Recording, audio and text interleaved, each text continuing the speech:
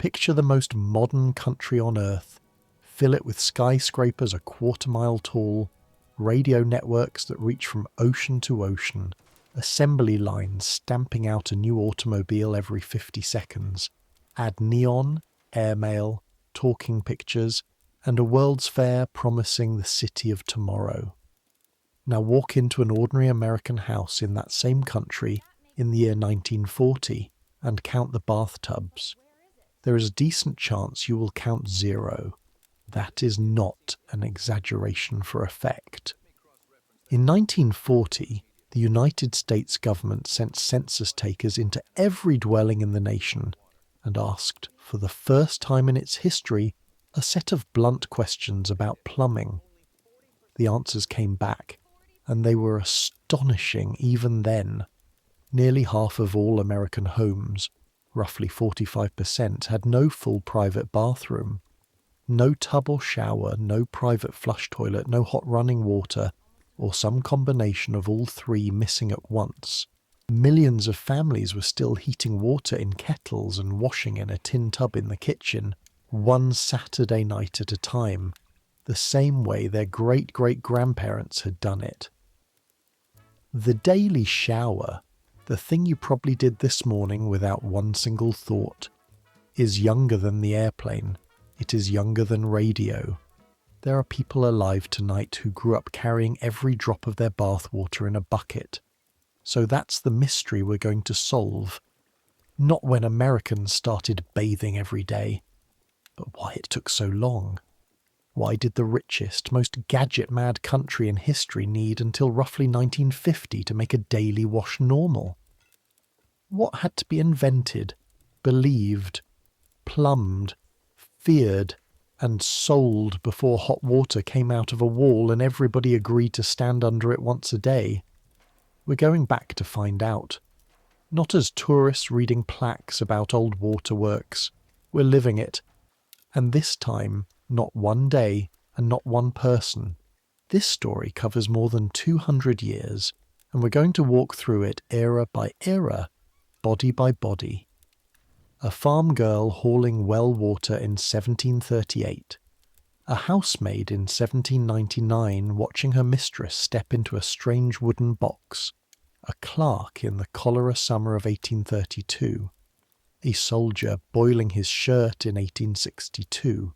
A tenement mother with a nickel in 1891. And onward, decade by decade, until we arrive at a small house on Long Island in 1950, where the whole mystery finally comes apart in a cloud of steam. One thing before we start, because this channel runs on trust. Every date in tonight's story is real. The epidemics, the laws, the prices, the census numbers, the advertising campaigns, the diary entries, all documented, and where a famous story turns out to be invented, I will say so out loud. In fact, one entire chapter of tonight's episode is about a lie. If you've ever heard that Millard Fillmore installed the first bathtub in the White House, or that Boston once made bathing illegal, hold that thought. Somebody made all of that up, on purpose, on a slow news day, and we're going to catch him doing it. But the people whose eyes I'll lend you, the farm girl, the clerk, the soldier, they are composites.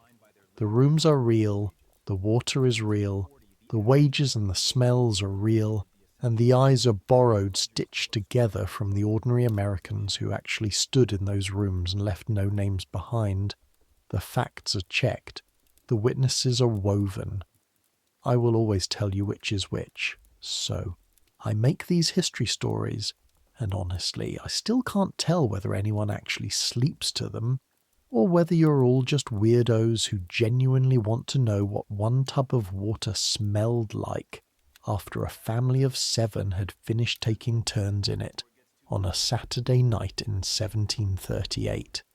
Either way, subscribe if you feel like it. Get comfortable. Here we go. Your palms burn first. Before you know where you are, before you know who you are, there is the rope. Wet, half frozen, thick as your wrist.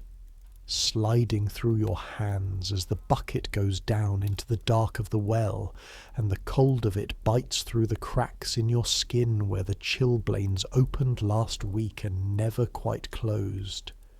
It is a Saturday evening in November of 1738, on a farm in the Connecticut River Valley of Massachusetts, a few miles from the town of Hadley, and you are 14 years old, and it is bath night, which means, before anything else, that somebody has to carry the water, that somebody is you. It is always you.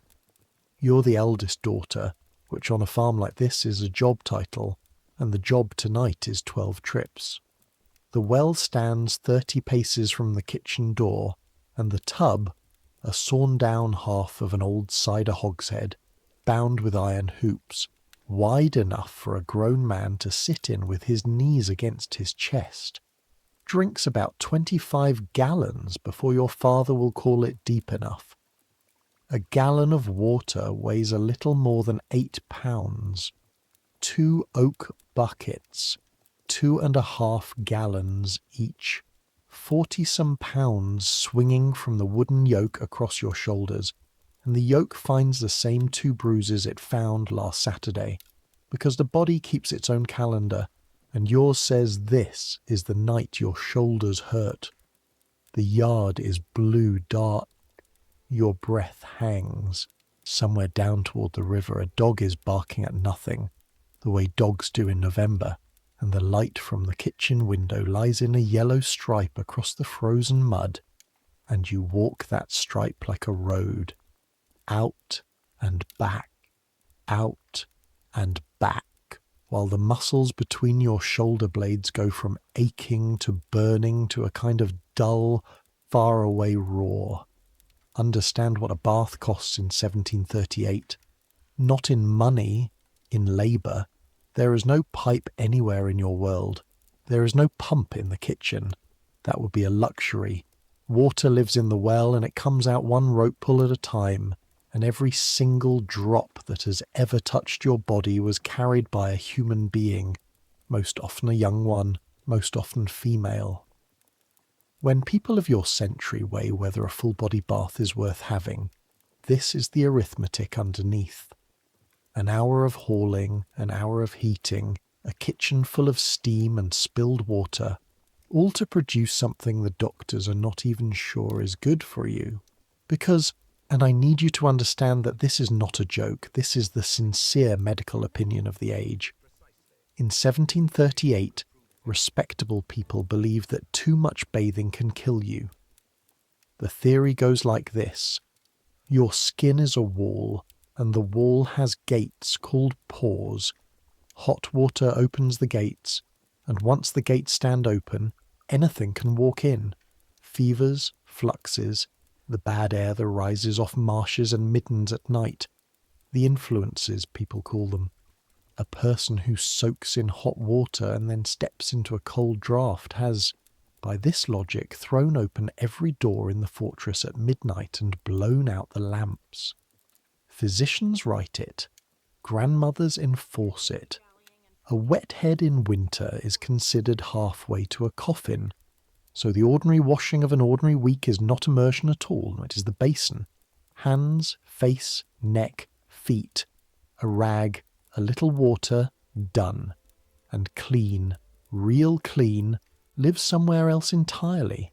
It lives in linen.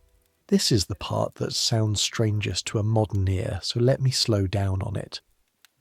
In your world in 1738, many people still hold, the way their parents held more firmly, and their grandparents held as plain fact, that the shirt washes the body. Linen against the skin soaks up sweat and grease the way bread soaks gravy, and so a person who changes into a fresh, dry, well-laundered shift is clean, in the fullest sense anyone requires. The washing that matters in this world is not the washing of bodies. It is the washing of cloth, the great monthly boiling of shirts and shifts in the yard. And a family's whiteness of linen at Sunday meeting says what a bathed body would say 2 centuries later. The idea is already fading in 1738, the way old ideas fade from the cities inward. But out here in the valley, your mother still says it plainly.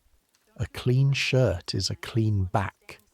Yet Saturday night still exists, because tomorrow is the Sabbath, and the Sabbath is the one appointment nobody in the Massachusetts of 1738 gets to miss, and a family walks into the meeting house carrying, whether it likes it or not, the evidence of its week. So, on Saturday nights, in kitchens up and down this valley, the tub comes out. Not for pleasure, for decency. Clean is a place you visit once a week on your way to God. It is not a place anyone lives. Inside, the kitchen is the warmest room you will stand in all winter, and tonight it is tropical. The great kettle hangs from the crane over the fire, and its lid is chattering, and the steam has silvered the inside of the window. You pour bucket after bucket cold into the tub, hot from the kettle, testing with your wrist the way your mother taught you, hot enough to redden, not enough to scald. While your mother lays a folded sheet over the tub's rim so the iron hoops won't bite anyone's back and sets out the soap. The soap deserves its own minute because you made it, and it nearly took your eyebrows. Every autumn, after the November butchering, your mother saves the hog fat, and all year the family saves its hardwood ashes in a barrel, with a plugged hole near the bottom. Rainwater poured through those ashes trickles out the bottom as lye, a brown, evil liquid strong enough to eat wool, strong enough to blind. You know it is ready when a fresh egg floats in it just so. Boil the lye with the fat in the big iron pot over an outdoor fire, hours of stirring with a wooden paddle, your eyes weeping from the fumes, your forearm one long cramp. And it comes together at last into soft soap, brown as maple sugar, kept in its own barrel by the shed door. It is excellent soap, for floors, for laundry, for the parts of a pig you'd rather not name. On skin it scours like a reprimand, and it leaves the family smelling faintly of ash and tallow, which in 1738 is simply what clean smells like. Nobody you've ever met has smelled of roses on purpose. Remember this barrel of brown soap. 200 years from now, at the far end of this story, what replaces it will have done as much to change bath night as any pipe ever laid. Then the order. The order is the order. Nobody decided it, the way nobody decides a river. Your father first, because he is the head of the household and the water is hottest and cleanest. He sits in the hogshead tub with his knees up under his beard, and he scrubs fast and without ceremony, because the fire only warms one side of a man, and November owns the other. Then your mother, in water still warm, now clouded. Then the children, eldest to youngest, and by the time your turn comes, third, this year, the water is the temperature of a handshake and the colour of weak tea, with a fine grey scum riding the surface and flecks of ash soap, and you get in anyway, because warmish is still the best thing that has happened to your body since August. You wash quickly. Your mother adds one more kettle for the little ones, and the baby goes last in water that has by now held the entire family and is the temperature of the room and has an opacity you would rather not investigate. Now, you may have heard somewhere that this Saturday night order is where the old warning comes from. Don't throw the baby out with the bath water because the water was so grey by the end that a baby could vanish in it. It's a good story, and it's told as fact in 1,000 books. And I promise to tell you which is which, so it isn't fact. The saying is far older than any American farm kitchen. It appears in a German book more than 2 centuries before tonight, and there is no record of anyone, anywhere, misplacing an infant in a wash tub. The grey water is real, The vanishing baby is a fable that grew on it later. The way stories grow on true things. Keep that pattern in mind. Tonight's whole history is going to be haunted by stories that grew on true things, and one of them is going to fool the entire United States. Bath done, the tub has to be emptied, bucket by bucket, you again, out the door, the grey water flung steaming into the dark, where it freezes into a milky glaze on the dooryard mud. The family's nightclothes are the same shirts and shifts aired at the fire. Your brothers thump up the stairs. Your father winds the clock, which is the sound the house makes when it means it is over now. And you stand a minute at the door, shoulders throbbing, hands stinging where the lie found your cracked knuckles, hair damp only at the edges, because of course your hair was not washed. Hair is washed a few times a year, if that, and this is November, and nobody courts death for vanity. Here is what I want you to hold on to from this kitchen before we leave it. You're 14 years old.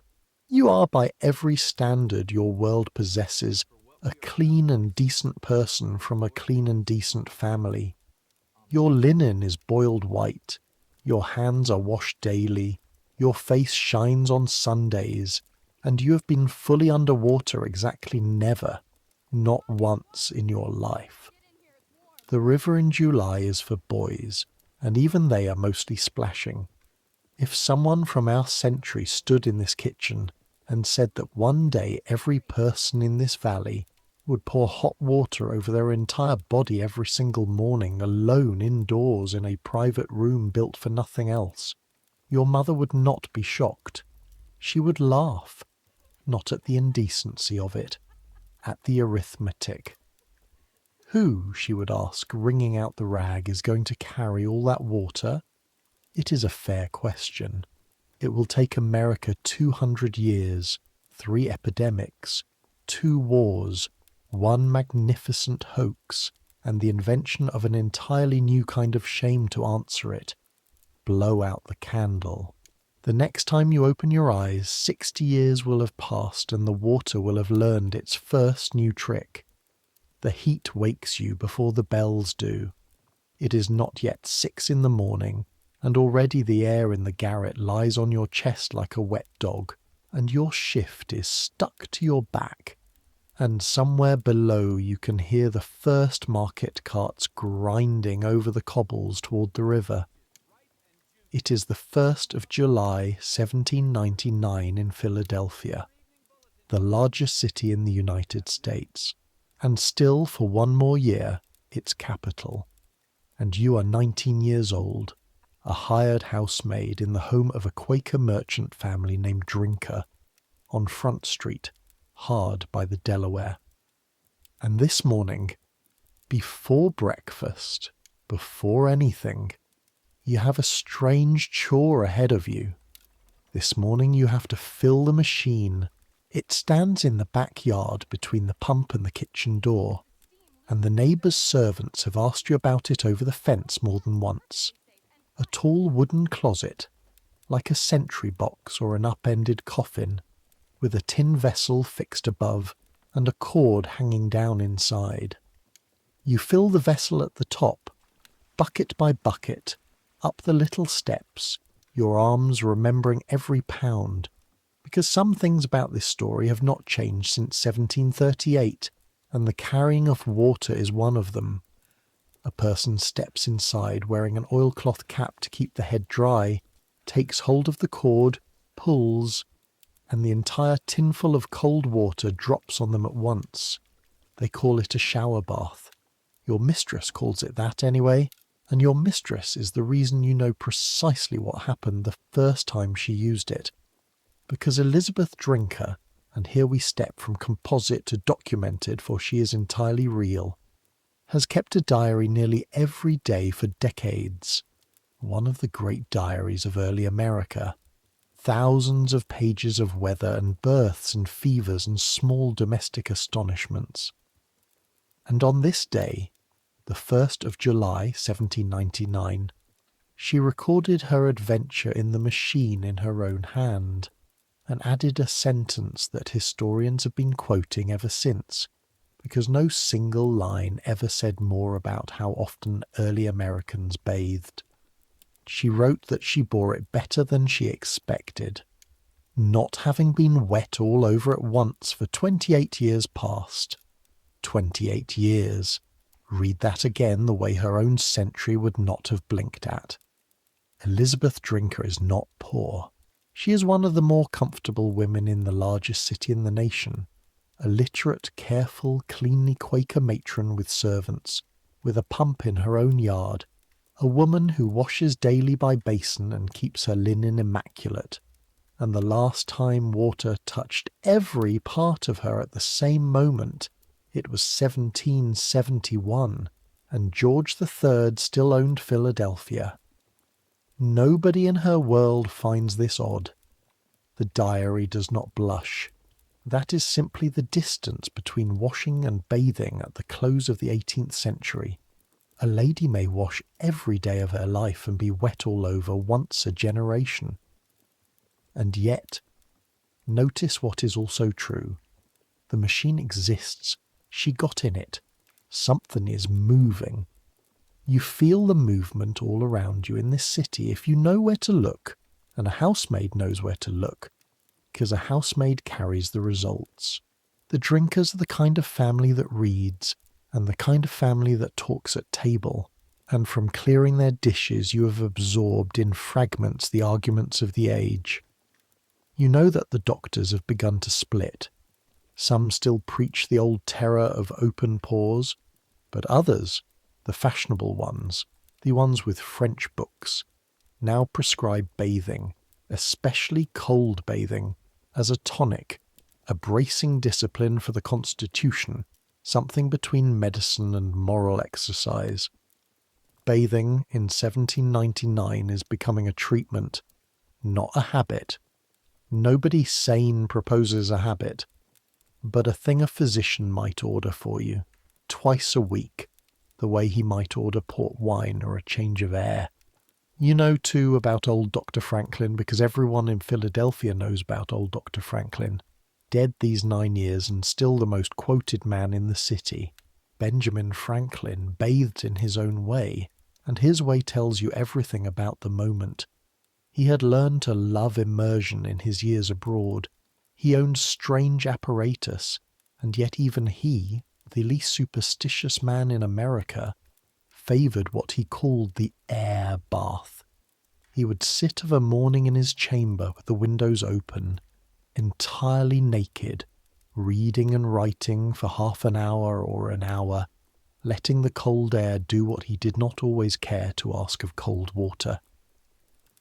He wrote it up in a letter to a French friend in the 1760s with complete unembarrassed cheerfulness. The richest imagination in the colonies, confronting the problem of the unwashed body, arrived at, sit near a window with no clothes on.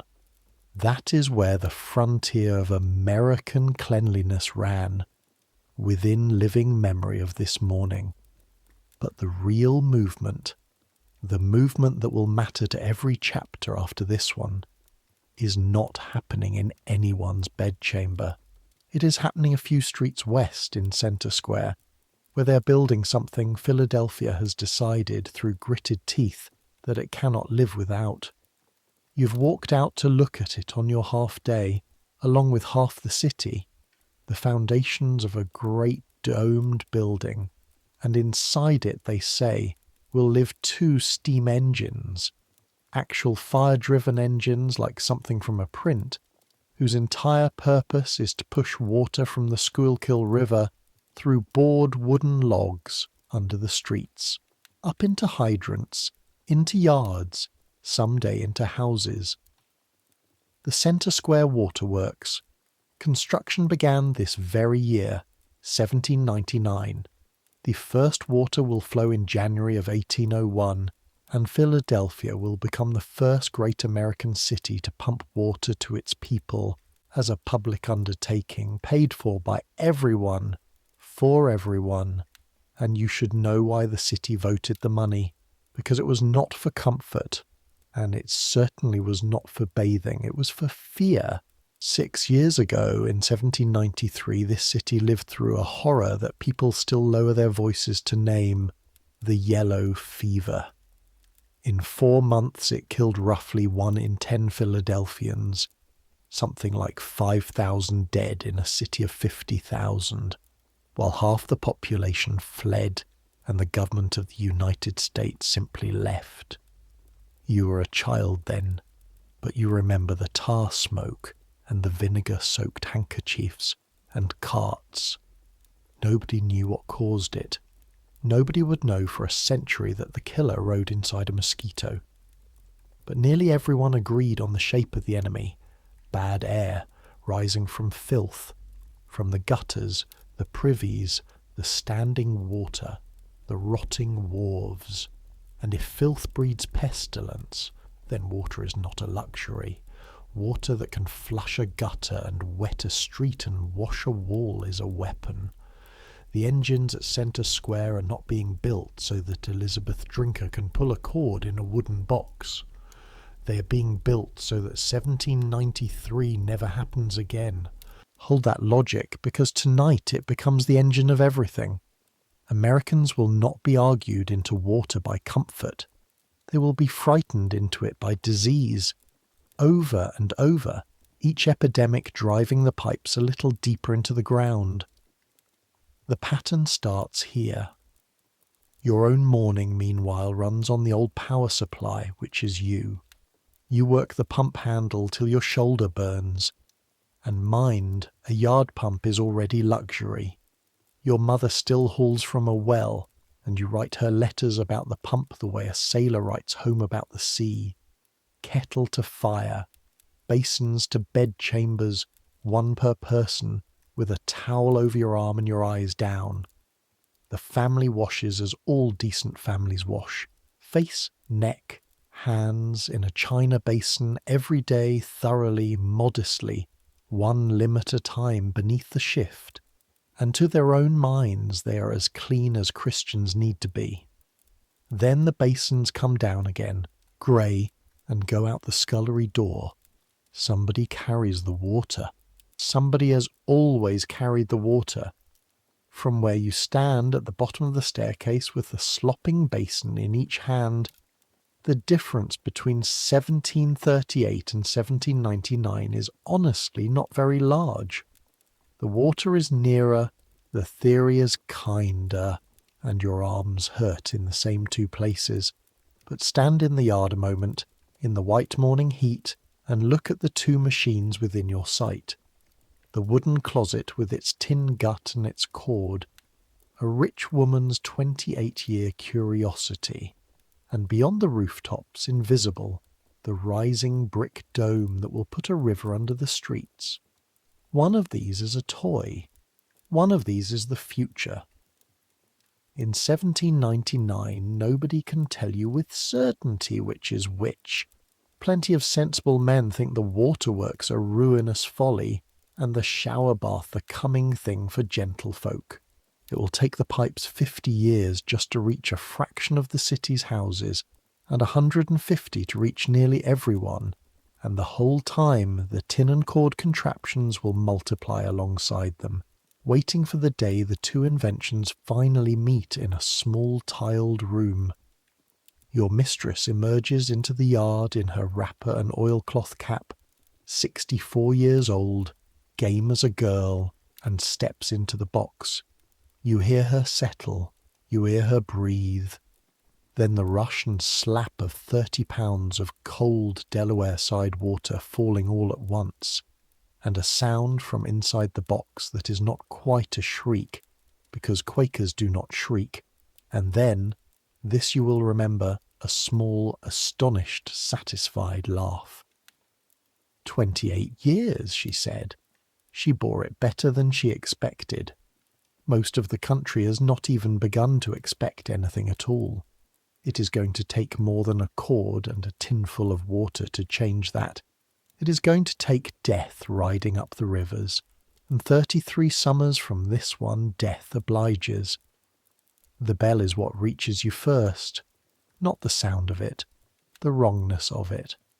A church bell tolling slow, single strokes at 7:30 on a working morning, which means a funeral, which is the third funeral bell you've counted since you woke, and it is only Tuesday. You're lying on a cot in the back room of a dry goods store on Pearl Street in New York City in the second week of July, 1832.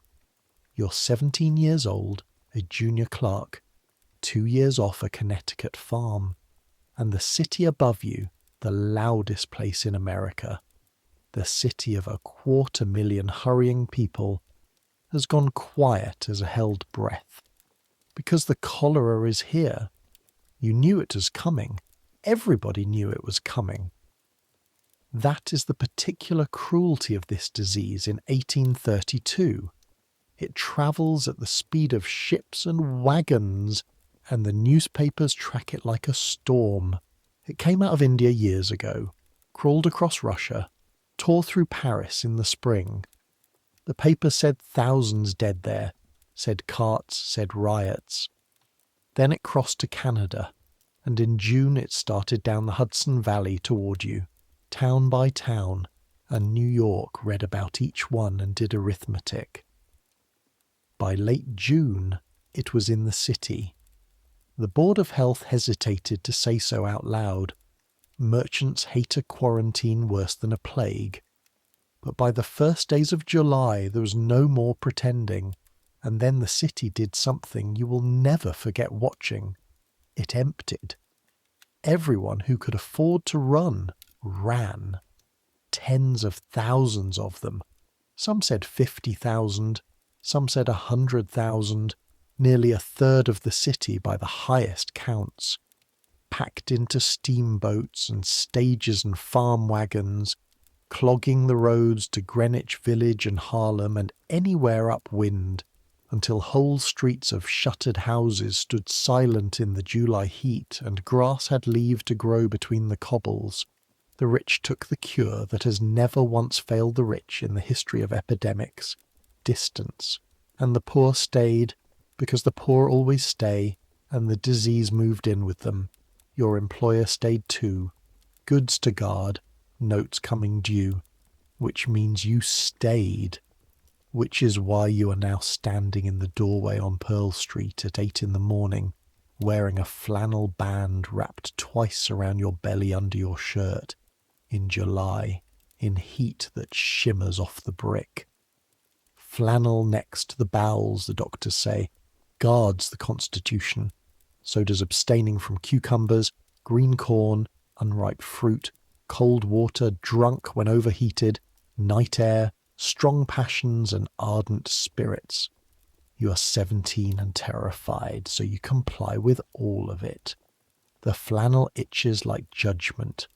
Sweat crawls under it, and you do not take it off even to sleep. And I need you to understand what this disease actually is, and why it broke something in the American mind that never quite mended. Cholera is not a lingering fever, a slow wasting that gives a family time to pray. A man eats his dinner well. At midnight his bowels turn to water. By morning he is vomiting, cramping, his body expelling fluid faster than any human body can drink.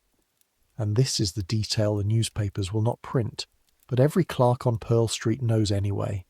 The body empties itself almost entirely, gallons in a day. The skin goes cold and damp and turns a colour there is no kind word for. A dusky, sunken blue-grey. The eyes fall back in the skull.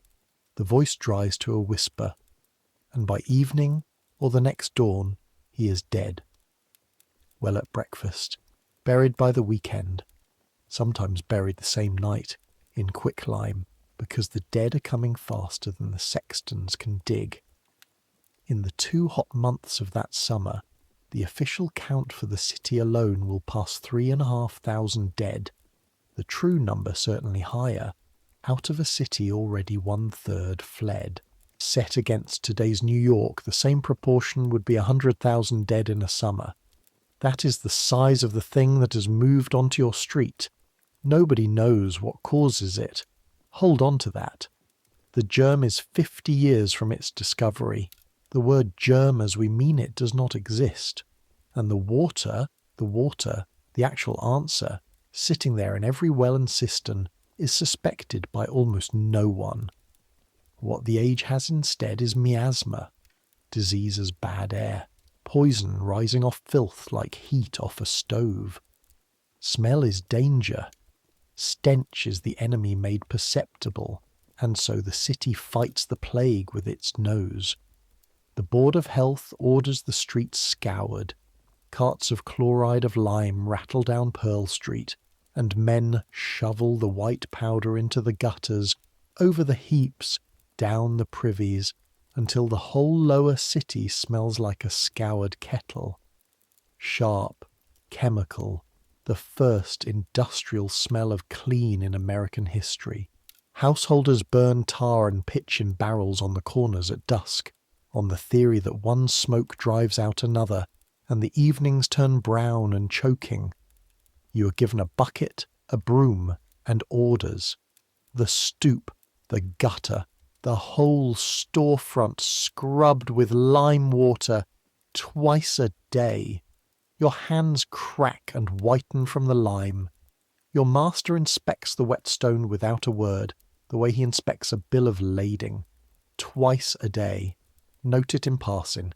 An American teenager in 1832 washing something twice a day, every day on schedule, out of pure mortal fear. Not his body, the stones under his feet. The habit is rehearsing. It has not yet found its final object. There is one more thing the plague year teaches, and it is uglier than the lime. Because the cholera does not strike evenly, and everyone can see it does not strike evenly.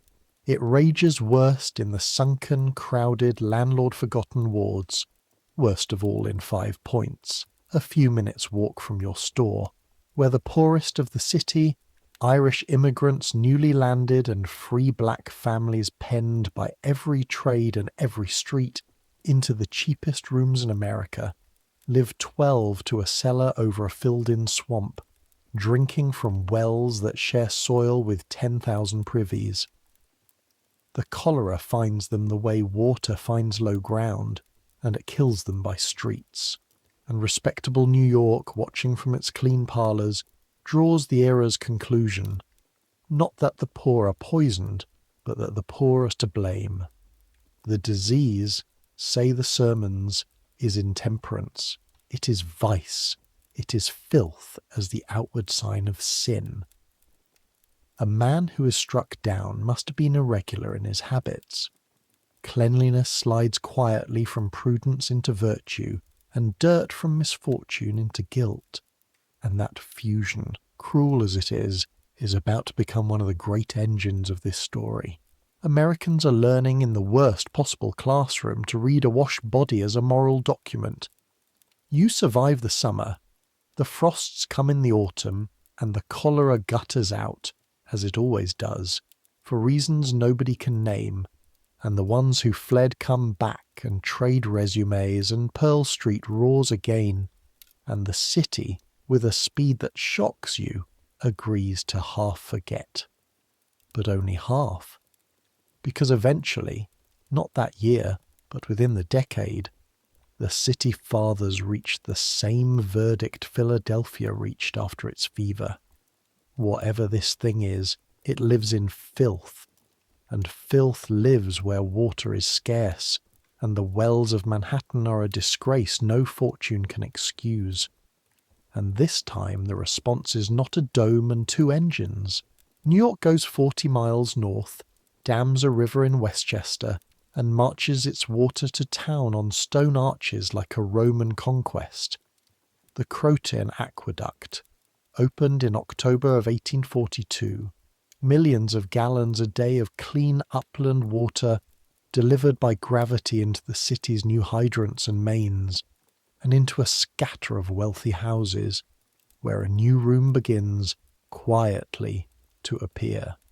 You will see one, once, before this chapter of your life closes, delivering ribbon samples to a merchant's new brownstone off Bond Street.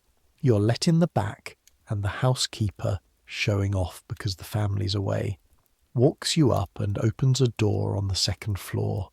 A small room, a fireplace, and against the wall, cased in varnished mahogany like a piece of furniture, a bathing tub, long enough to lie in, with a lead lining, and at its head, rising out of the floorboards as if it grew there, 2 brass cocks.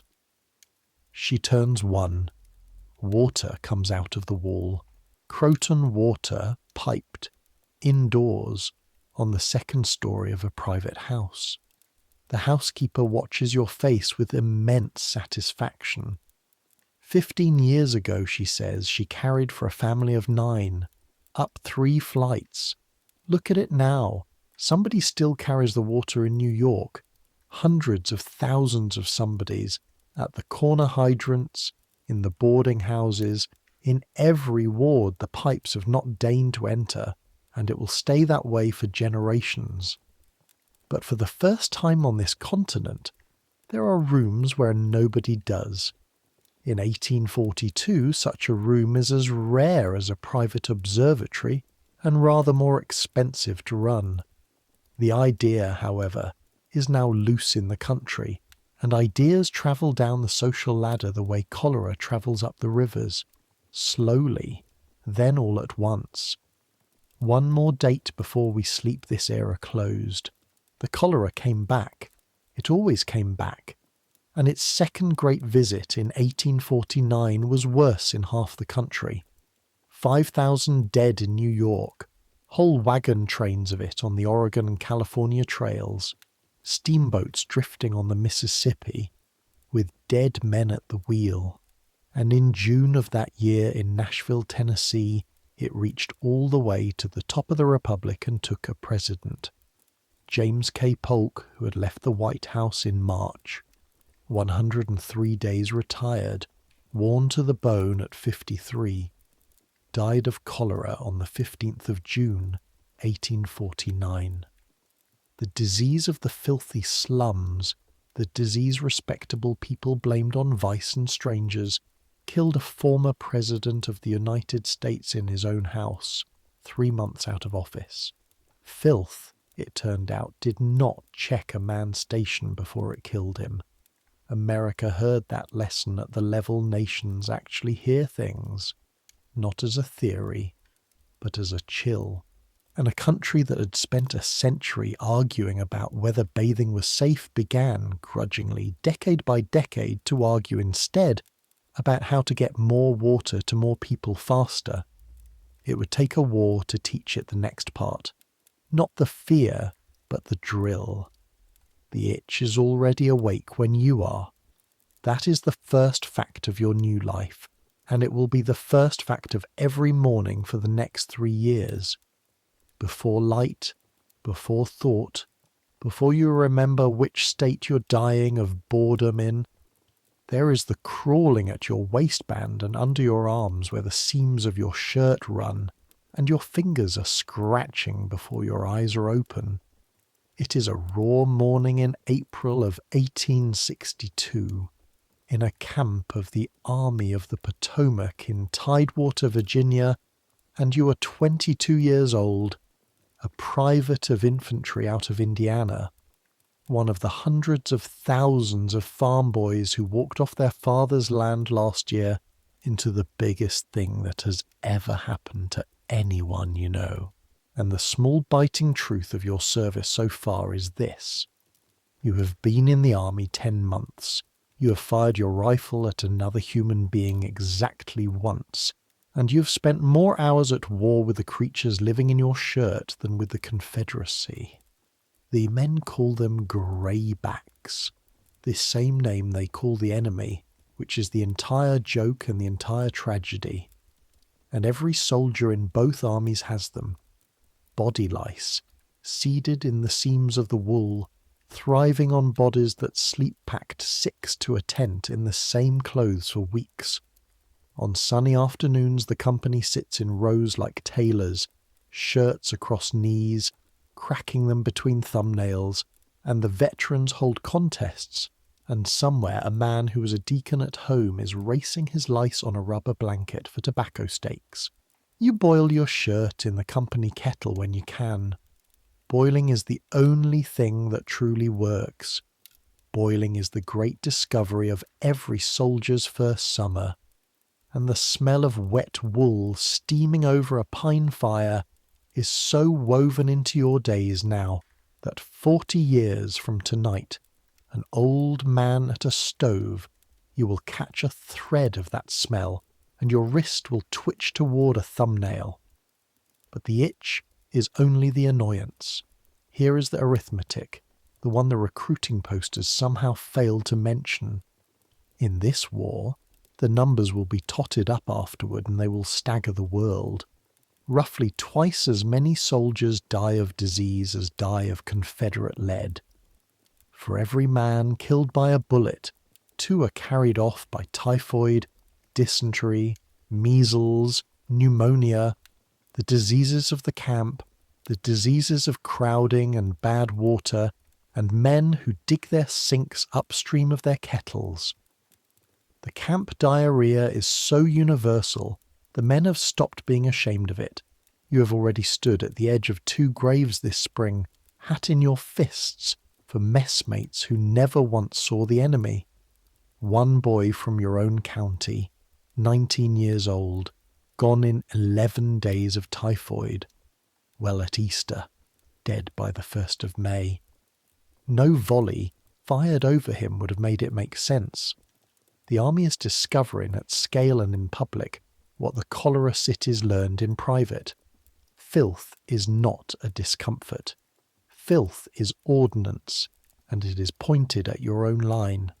Which is why, on this April morning, your company has been turned out early, grumbling into the raw mist, because the sanitary commission man is coming. You should know what that is, because it may be the most consequential organisation in this whole night story that nobody remembers. In June of 1861, in the first chaotic weeks of the war, a body of civilian reformers, doctors, ministers, and an army of formidably organised women talked a sceptical President Lincoln into chartering the United States Sanitary Commission, a private volunteer-funded agency with a mandate nobody had ever heard of before, the health of the camps. Lincoln, signing, is said to have doubted it, a 5th wheel to the coach he called it, and the regular army surgeons openly sneered. Then the commission went to work, and it worked like nothing official ever had. Its inspectors fanned out through the camps with printed forms, page after page of blunt questions about latrines and kettles and blankets and drainage, and graded regiments the way a schoolmaster grades boys. Its agents shipped quinine, bandages, vegetables against the scurvy, soap by the crate. Its executive secretary, a restless landscape architect named Frederick Law Olmsted. Yes, the same man who had just finished laying out Central Park, and who after the war will go on to design half the great green spaces of America, ran it with the cold method of an engineer. And behind it all, the women of the North staged sanitary fairs in the cities, vast bazaars that raised millions of dollars, so that the crate of soap that reaches your company this morning was paid for, as likely as not, by a farm wife in Ohio raffling a quilt. The inspector, when he comes, is a narrow civilian on a borrowed horse, and your colonel, who commanded a dry goods firm 14 months ago, walks beside his stirrup like a man escorting his own examination, and your company spends the day remaking the ground it lives on. The sinks, the latrine trenches, dug fresh, deep, downhill and downstream, 6 inches of earth thrown in daily, and the old ones filled and marked. The company street policed of every scrap and bone. Bedding straw hauled out and burned, tents struck and aired, the cooking kettles scoured with sand till they ring, and the men themselves, hair cropped, beards trimmed, and the order is read out with a straight face. The entire company will bathe by squads in the creek with soap, and the sergeants will stand on the bank and see it done. And so comes the strangest hour of your enlistment so far. 40 naked Hoosiers shivering in a Virginia creek at midday, yelping, cursing the commission, the colonel, and the science of sanitation in terms that would raise blisters on oak, while Sergeant Rafferty, a Mexican war man with a face like a hillside, stalks the bank pointing his stick at any man insufficiently lathered. Elbows, Perkins. God can see your elbows even if I can't. You duck under, all the way under, hair and all, maybe the 4th or 5th full immersion of your entire life, and come up gasping into the pine-smelling air, and the man next to you is laughing, and something in your chest is laughing too, and you would not admit under torture how good the soap smells cutting through 10 months of wool grease and smoke. You dry in the sun on the bank, and this is the moment to say the quiet thing out loud, because it is the hinge of this whole chapter. Nobody in that creek chose to be there. That is the point. For 200 years, American cleanliness had been a private matter. Your mother's basin, your own conscience, your Saturday tub if your family kept one. What the war does, what the commission and the sergeants and the inspection forms do, is take washing out of the realm of conscience and put it into the realm of orders. Bathing on schedule, inspection of bodies, cleanliness as duty, enforced by rank, practiced in groups, tied openly to survival.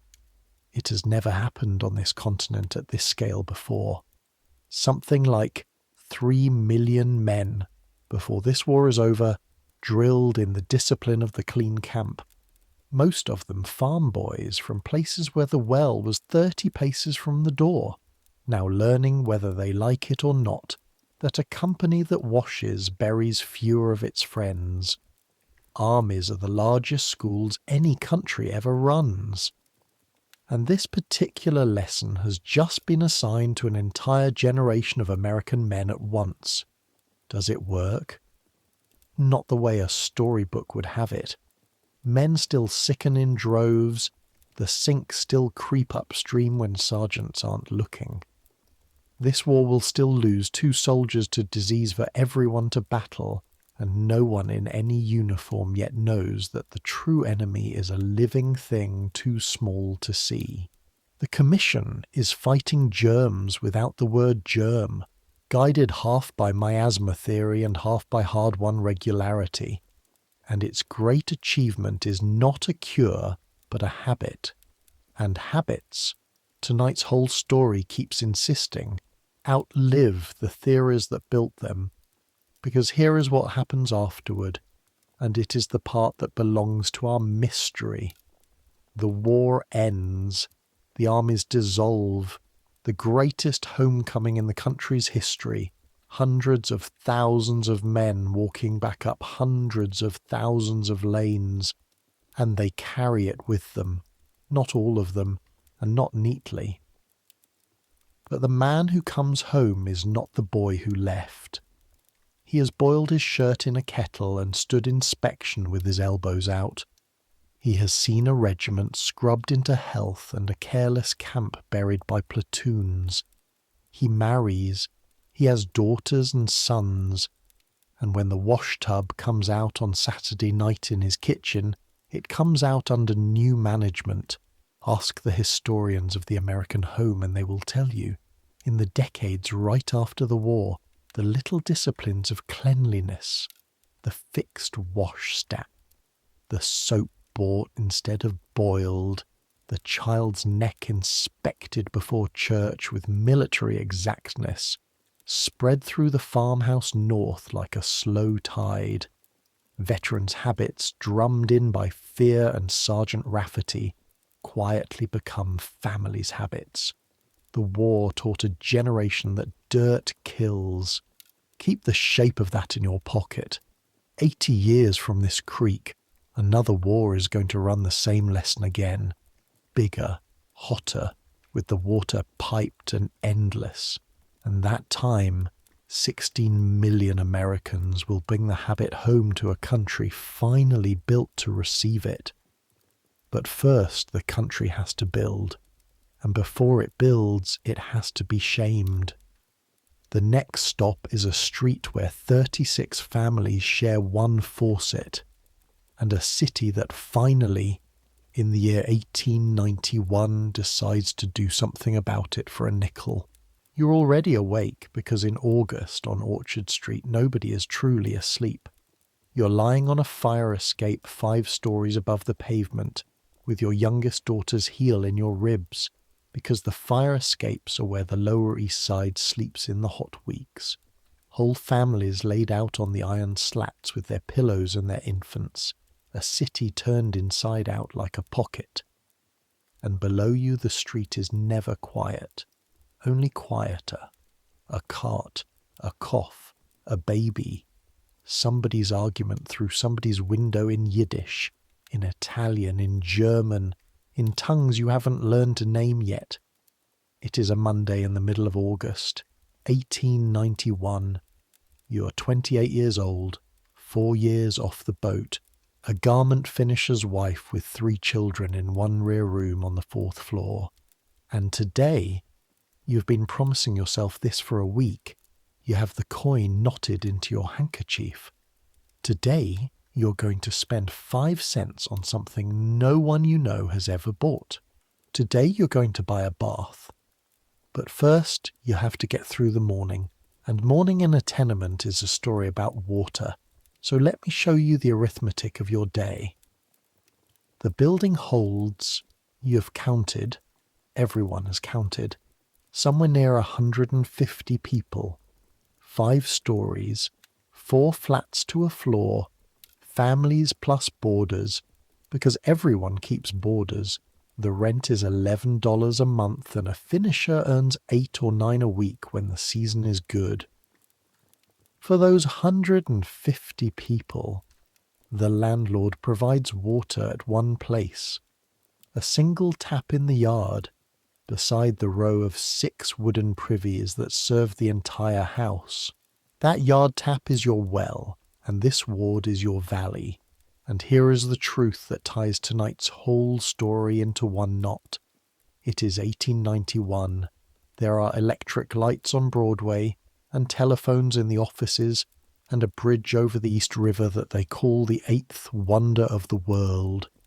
And your water still comes to you exactly the way it came to a farm girl in 1738. On your arms, down 5 flights and up again, 2 pails at a time, the handles finding the same 2 calluses, the stairs dark as a chimney. And you have learned, like every woman in this building, to climb 3 flights with 30 pounds and never let the pails so much as kiss the wall. The pump is nearer than her well was. The stairs are crueler. Call it even. A century and a half of American progress and somebody still carries the water. And understand what crowded means here, because there has never been crowding like this anywhere on the continent and rarely anywhere on Earth. This ward, the 10th, packs several hundred people onto every acre, block after block of brick barracks where rear rooms open on air shafts a man can touch both sides of, where the sun reaches certain windows for 20 minutes a day. This is the year 1891 that a police reporter named Jacob Rees is lecturing all over the city with his magic lantern, showing comfortable audiences photographs from inside rooms like yours. He published them last year in a book with a title that says everything about the 2 Americas of this chapter, how the other half lives. The comfortable half gasps at the pictures. You live in the pictures. Now, cleanliness. Here is what the comfortable half says about the other half in its newspapers and its sermons. and you have heard versions of it shouted and murmured since the day your ship docked, that the tenements are filthy because tenement people are filthy. The great unwashed, the phrase is already old. And here is what the comfortable half has, that you do not. By 1891 the American bathroom exists. In the brownstones uptown it has arrived in force. A fitted room, a long enamelled or tin-lined tub, hot and cold taps, a water closet tile. The whole apparatus perfected over the 40 years since that Croton merchant's mahogany marvel. Standard now in every new house built for people who can afford new houses. Uptown, a lady bathes when she pleases and credits her own refinement. Downtown, a mother of 3 would need to carry, heat and hoist 100 pounds of water, pass 6 privies to wash 1 child to that standard. Cleanliness is next to godliness, says the age. And I promised you the truth about that phrase, so here it is. It is not scripture. Generations of Americans would have sworn on the book that it is, but you will search the Bible for it in vain. It comes down from an old proverb, and it entered the language of every American pulpit by way of John Wesley, the founder of Methodism, who preached it in 1778, quoting it even then as a known saying. 113 years later, it has hardened into something between a commandment and an accusation, and the accusation points downtown. Dirt in the American imagination of 1891 is not something that happens to you. It is something you are. There are people, though, and this is where the story turns, who have finally asked the obvious question. What exactly is a woman with 1 yard tap and 6 privies supposed to wash with? And the loudest of them is a doctor named Simon Baruch. Remember his name, because history mostly hasn't. A Prussian-born Jew who came to America at 15, served through the war as a Confederate battlefield surgeon, and then remade himself in New York as the country's great apostle of the bath. Hygiene lectures, medical papers, years of pestering mayors, editors and legislatures with one simple, radical claim, that in a modern city, the means to be clean is not a luxury or a reward for virtue, but a public utility, like the fire company. Municipal baths. Germany has them, Brooke keeps saying. A labourer in Berlin can have a hot shower for pennies. The greatest city in America offers its poor the East River. He will hammer at this for so long and so effectively that they will one day call him the father of the public bath movement in this country. In 1891, what he and the reformers around him have to show for it is one building. It opened this very August, the 17th of August, 1891, at 9 Center Marketplace down past Grand Street. The People's Baths, built by the Association for Improving the Condition of the Poor, since the city itself still won't spend $1. Over the door, cut into the front for every passerby to read, the movement's whole argument in 5 words: cleanliness next to godliness, and the machine inside. This is the beautiful part, the part that connects a Quaker widow's wooden box to every bathroom in modern America is not a tub. Tubs, the reformers have concluded, are wrong for the purpose. Slow to fill, slow to clean, wasteful of hot water, and after each bather the porcelain must be scrubbed. What the People's Baths installs instead is the German solution, the Volksbad solution, the rain bath. Water falling from above, used once, gone. A row of narrow cells, each with its sprinkler overhead and its 5 minutes of hot water. It is cheap, it is fast, it is sanitary, and it's about to conquer the world under its plainer name.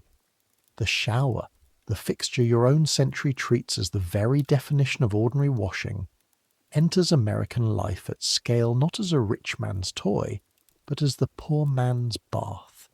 engineered for tenement crowds, priced at a nickel, soap and towel included. So, Monday noon. The children left with a neighbour, the handkerchief unknotted at a wicket, the nickel across the sill, and a woman in an apron hands you a rough towel, a small cake of soap, white soap, bought soap, factory soap, nothing like the brown ashen tallow bars of this story's first chapter, and points you down a whitewashed corridor to cell number 4. Tin walls, a wooden mat, a hook for your clothes, and overhead a sprinkler like a gardener's rose. Then the cord, and the water comes. Hot. Actually hot. Hot without your having carried it, boiled it, or ladled it. Hot from nowhere, falling on your shoulders and running down your spine in a steady drumming stream. And the sound in the tin cell is rain on a roof, and the steam rises around you smelling of clean nothing. And you stand there for 1 entire minute doing absolutely nothing but standing in it. 28 years old. 4,000 miles from the village where you were born. And this ordinary miracle your great-granddaughters will perform daily, drowsily, without one flicker of gratitude. This is the first time in your life that hot water has ever fallen on you from above. You use every second of your 5 minutes. You come out pink, damp braided, smelling of soap, feeling. You will try to explain it to your husband tonight and fail. Feeling like a person whose skin belongs to her. In the corridor, the attendant is already swabbing cell 4 for the next woman. On the bench by the door, a queue. A hod carrier still grey with mortar dust. 2 shop girls. An old man with his towel rolled under his arm like a workman's tools. The People's Baths will count its bathers this first year in the tens of thousands, and the number will keep climbing for a decade, and the reformers will print the tallies as ammunition, proof against the age's favourite slander. Give the other half hot water at a workable price, the number says, and the other half will queue for it. The poor were never opposed to washing.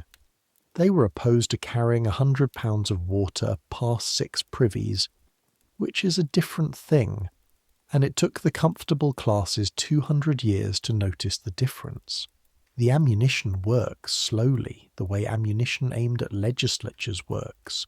4 years after that first nickel, in 1895, the state of New York passes a law that would have been unthinkable a generation earlier.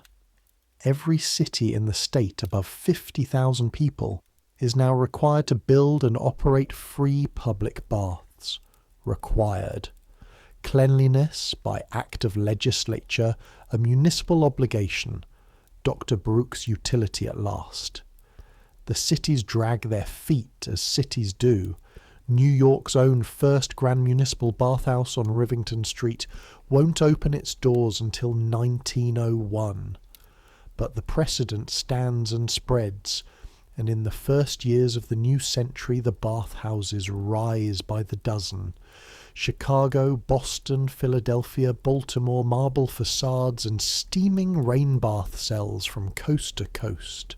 The golden age of the American public bath. And here is the strangest fact about that golden age. The fact that points like a signpost at everything still to come tonight. It will be over almost as soon as this begins. Those proud bathhouses will be built, will boom, and then within a single generation will empty out one by one, not because the crowd stopped wanting hot water, but because the crowd started getting it at home. The public bath is a bridge, and everyone who builds it half knows it is a bridge. Even the reformers say the real goal is a tub in every tenement, a tap on every floor. The nickel shower is what a civilization does while it is waiting for the pipes. The pipes are coming. But before they can finish the job, something else has to happen. Something in a laboratory, 4,000 miles from Orchard Street, that is about to do what no sermon ever managed. Prove, with a microscope, that the dirt on your skin is alive. Chalk dust. That's the taste of your working life. Chalk dust on the tongue, chalk dried into the creases of your right hand, chalk ghosting the black wool of your good skirt no matter how you clap and brush at the end of the day. And just now, at 9:30 on a grey winter morning, your chalk is drawing a monster. It is February of 1895, in a public grammar school on the west side of Chicago, in a classroom holding 54 children of 11 or 12, the sons and daughters of Bohemian carpenters and Polish packing house men and Irish switchmen.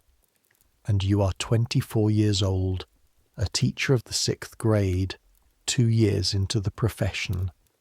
And this morning, as mandated by the curriculum of the Chicago Public Schools, you are teaching the subject your own teachers never heard of. You are teaching germs.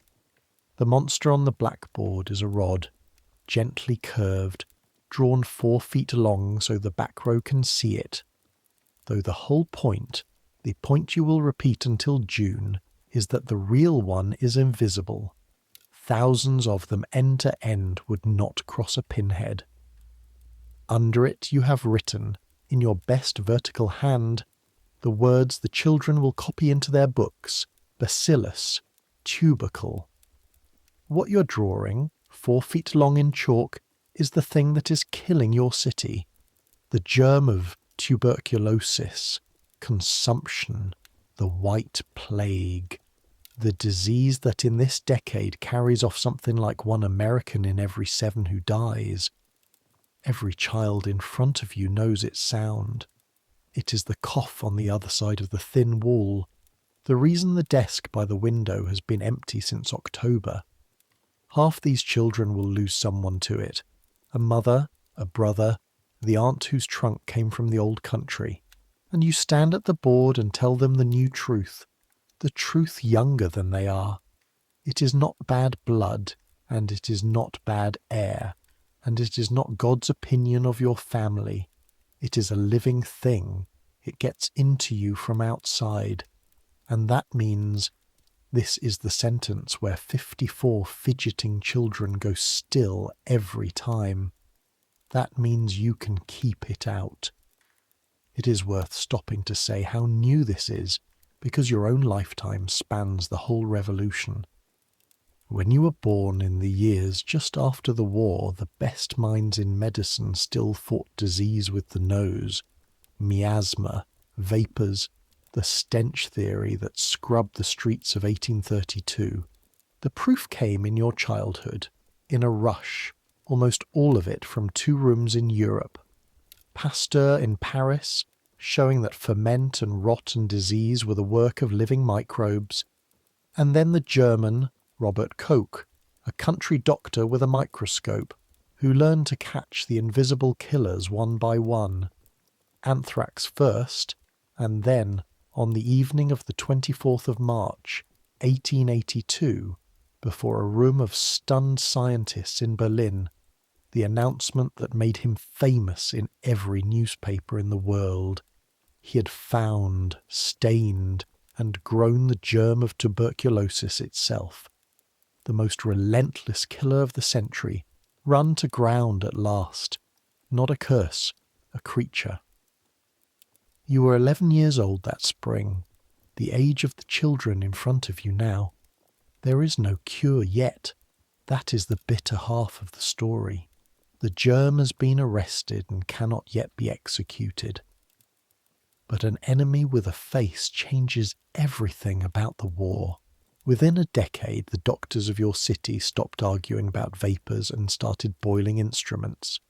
And within that same decade, the new gospel found its way to the one profession positioned to plant it in an entire generation at once. Not the doctors, the teachers. Because this, quietly, is one of the great engines of tonight's mystery, and it is easy to miss because it looks so small. Physiology and hygiene are now compulsory subjects in the public schools of nearly every state in the Union. Millions of children, the first mass generation of compulsory schooled Americans, native and immigrant alike, are sitting this decade in rooms like yours, copying out the commandments of the new science. Wash the hands before eating and after the privy, because the germs of typhoid and cholera travel from filth to food on fingers. Keep the fingernails short and clean for the same reason. Do not spit. Next year, New York will actually begin posting notices and ordinances against spitting in public places, because spit dries and rises as dust and carries the tubercle bacillus into other people's lungs. Do not share the drinking cup. Wash the whole body often with soap, for the skin collects what the hands touch. The children chant it, copy it, are examined on it. And then, this is the mechanism, this is why school hygiene mattered more than any sermon ever preached. They go home and inspect their parents. You have seen it with your own eyes on home visits. A packing house labourer, a man with forearms like hawsers, who's not changed his ways for any foreman, priest or alderman on earth, sheepishly rinsing his hands at the kitchen pail because his 11-year-old daughter, arms folded, is reciting Mrs. Rules at him in 2 languages. The reformers uptown write essays about Americanization and mean flags and grammar. The actual Americanization running through these wards smells like soap. The children carry the new cleanliness into the tenements, the way they carry the new language, translating for their parents, enforcing with the terrible righteousness of the recently instructed. In 1738, cleanliness came down from the Father, first into the hottest water. In 1895, it is climbing the other way, from the child up. And notice what has happened while nobody was watching, to the oldest idea in this story. For 2 centuries, the terror was that water would open the pores and let the sickness in. The skin a fortress wall, the bath a treachery. The microscope has turned that idea precisely inside out. The danger was never in the water coming through the skin. The danger is what lives on the skin, what the fingers ferry from rail and coin and cough to lip. The fortress was never breached from the bathwater. It was breached at the mouth by your own unwashed hand.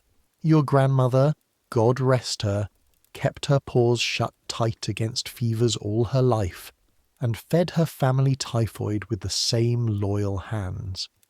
It is not that she was foolish. It is that she was born 50 years too soon to be told. Between her world and yours runs the sharpest line in this whole night story.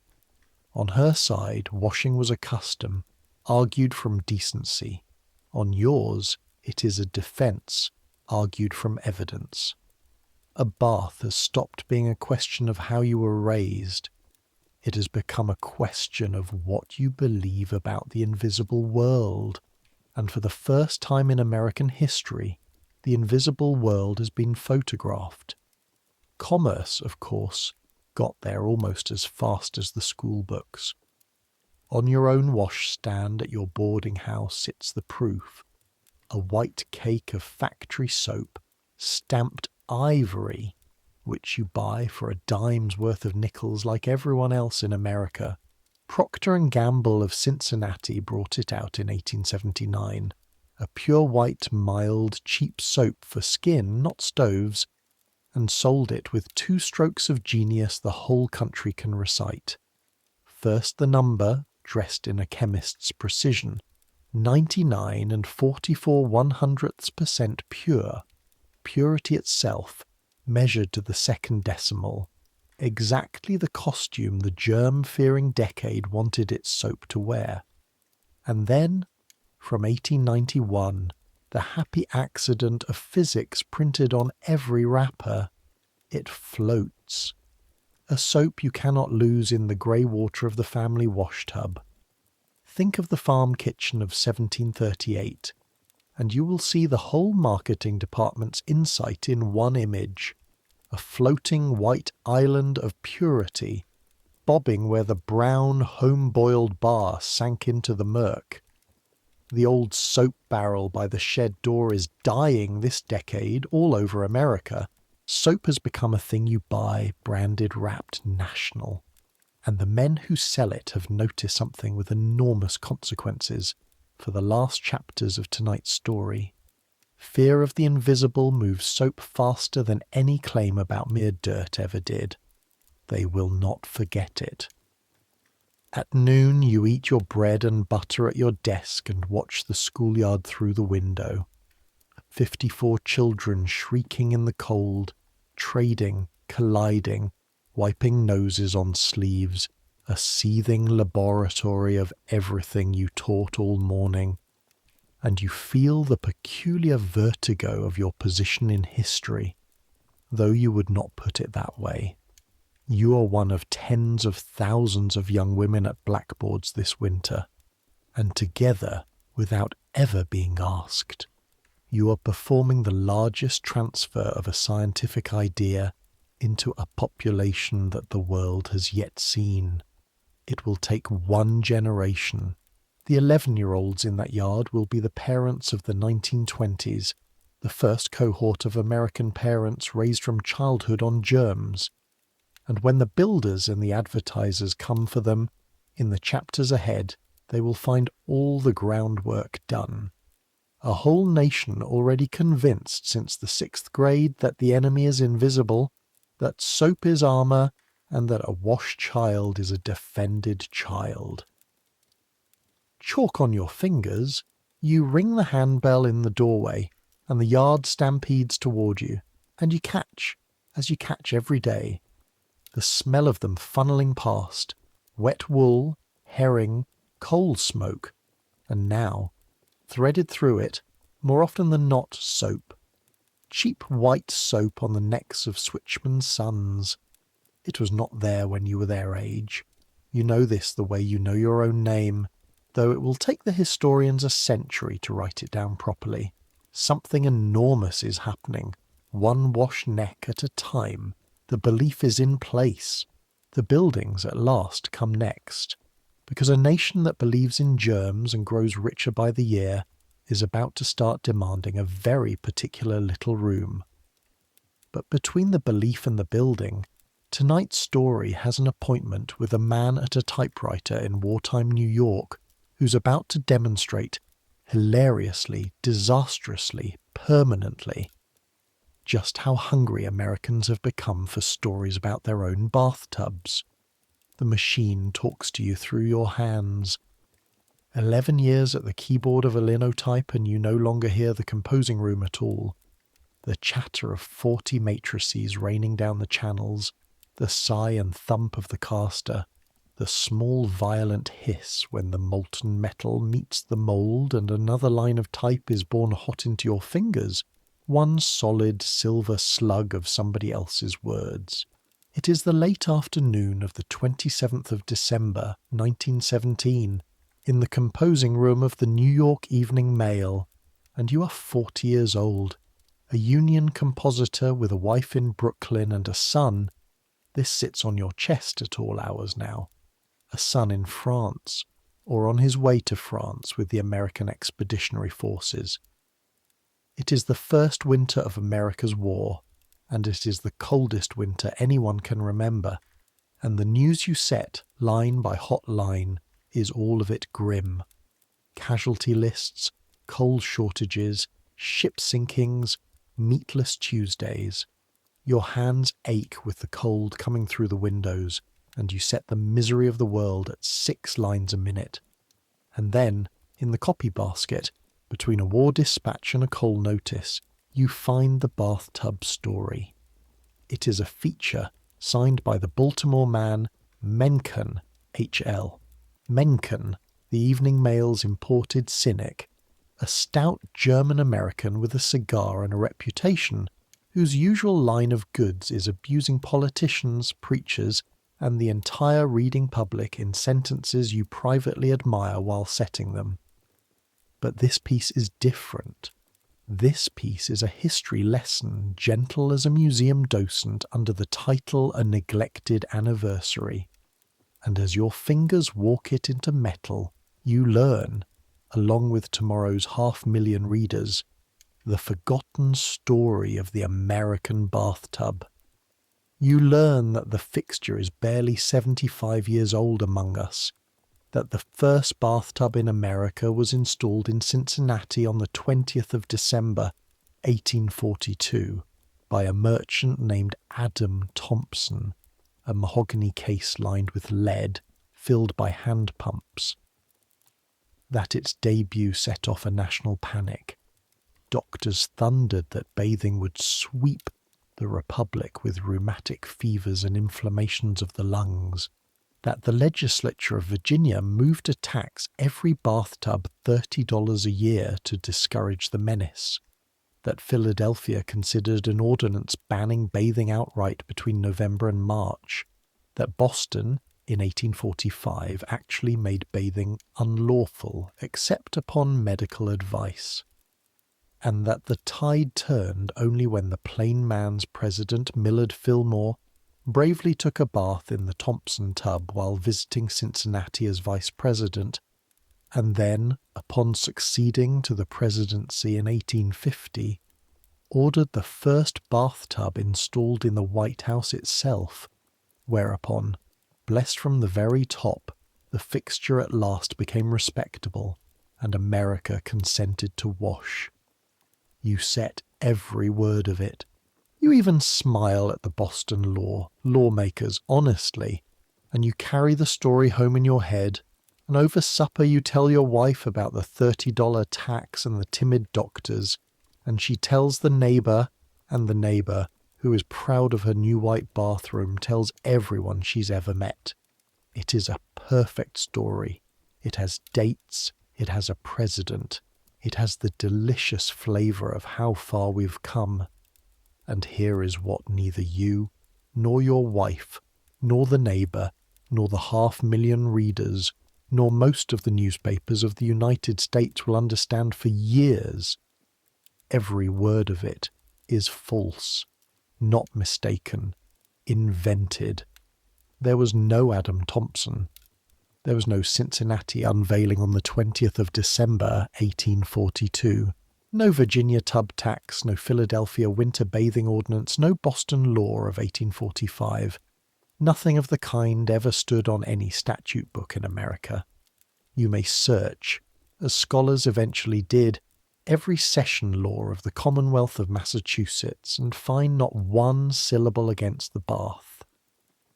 Millard Fillmore installed no first White House bathtub. Running water was piped into the White House as early as 1833 under Andrew Jackson, and bathing arrangements there predate poor Fillmore's entire administration. Mencken had sat down in the bleakest month of the war, bored, as he later admitted, half mad with the gloom of the news, and professionally muzzled on his usual subjects because a German-American skeptic of the war was wise to keep his head down in 1917. And he had manufactured the whole history from nothing, as a joke, a piece of what he called spoofing, stuffed so full of what he assumed were obvious absurdities that no sane reader could possibly swallow it. The country swallowed it whole. And then, this is the part that turns the joke into one of the great case studies in the natural history of misinformation, the country would not spit it out. The fake history slipped its leash within months. Other newspapers reprinted it as fact. It began turning up in medical journals, quoted soberly by physicians on the history of hygiene. It crept into reference books. Orators used it. By the 20s, Mencken's inventions were being cited by people who had no idea they had an author at all. They had become simply things everyone knows, until finally Mencken himself, somewhere between amusement and genuine alarm, stood up to confess. On the 23rd of May, 1926, in a piece titled Melancholy Reflections, syndicated through the Chicago Tribune, He told the whole country plainly, "I made it up. All of it. The tub, Thompson, the tax, the Boston law, Fillmore. A tissue of absurdities," he said, every detail deliberately false. He apologized for the success of the prank and reflected mournfully on what it proved about mankind's appetite for plausible nonsense. And do you know what happened after the confession? The story kept going. Newspapers printed his confession. Some of them on the very same day their own columns elsewhere repeated the hoax's history. He confessed again. It made no difference. The Fillmore bathtub marched on into encyclopedias, school books, after-dinner speeches, quiz programs. It has been repeated in the decades since by scholars, by senators, even, eventually from the White House itself. A later president of the United States would retell the Fillmore tub story in public as sober fact. It is repeated somewhere in perfect confidence to this day. Millard Fillmore, a president remembered for almost nothing he actually did, is best remembered for a bathtub he never installed. The lie has outlived the liar, the confession, and very nearly the truth. Now, why does this belong in tonight's story beyond the pleasure of watching it happen? 2 reasons, and they both matter to our mystery. The first is a promise kept. At the top of this episode, I told you that one chapter would be about a lie, and that I would always tell you which is which. And this is precisely why a channel like this one has to make that promise. Because the Mencken affair is a warning label pasted permanently across the entire history of bathing. To this night, a century later, the fake facts are still in circulation, still in books, still online, still solemnly recited. Boston banned baths. Doctors call the tub a menace. Fillmore washed first. If you have heard those things, you heard Mencken's joke, sounded smooth by 100 retellings. The true history, the one we have been living through all night, with its well ropes and cholera carts and nickel showers, is slower, stranger, and far less quotable, and that is exactly why the fake one won. Real history seldom has such good punchlines. Distrust the punchlines. The second reason is what the hoax's success reveals about its moment, and this is the hinge into everything that follows. Ask yourself, why did Americans in 1918 and 1925 find that story so easy to believe? Because it flattered them. The joke only lands if the reader feels safely, smugly modern. If a bathless past seems so absurd, so distant, that of course our great-grandparents must have taxed and banned the tub, the darlings.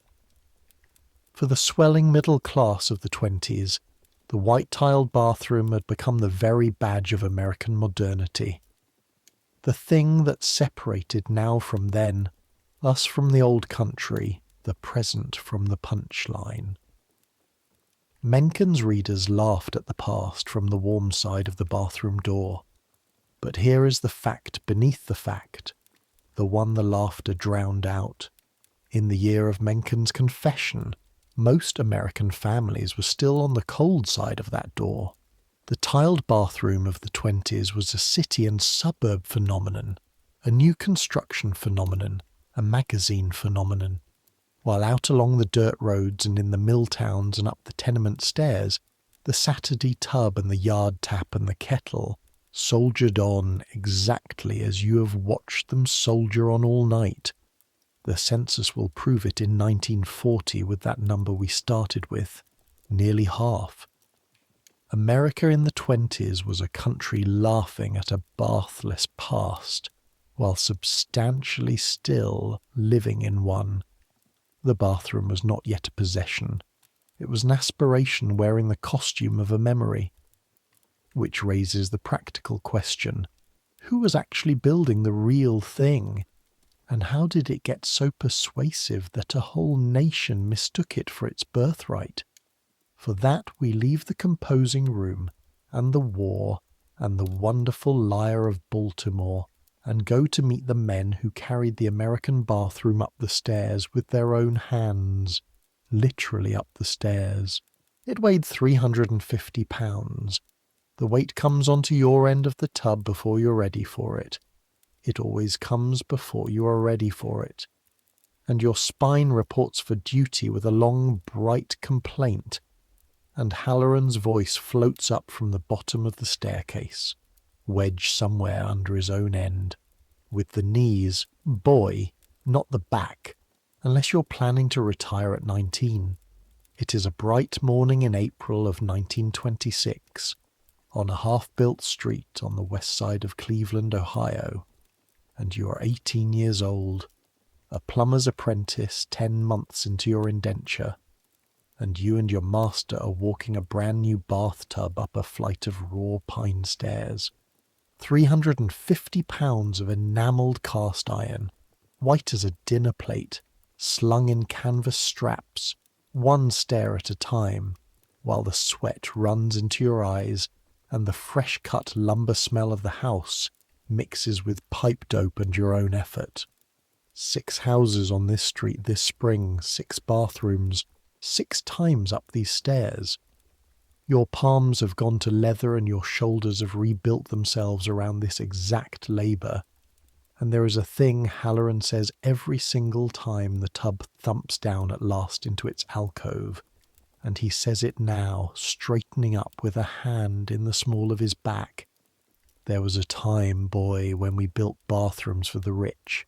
Now we build them for everybody. Great days for the trade.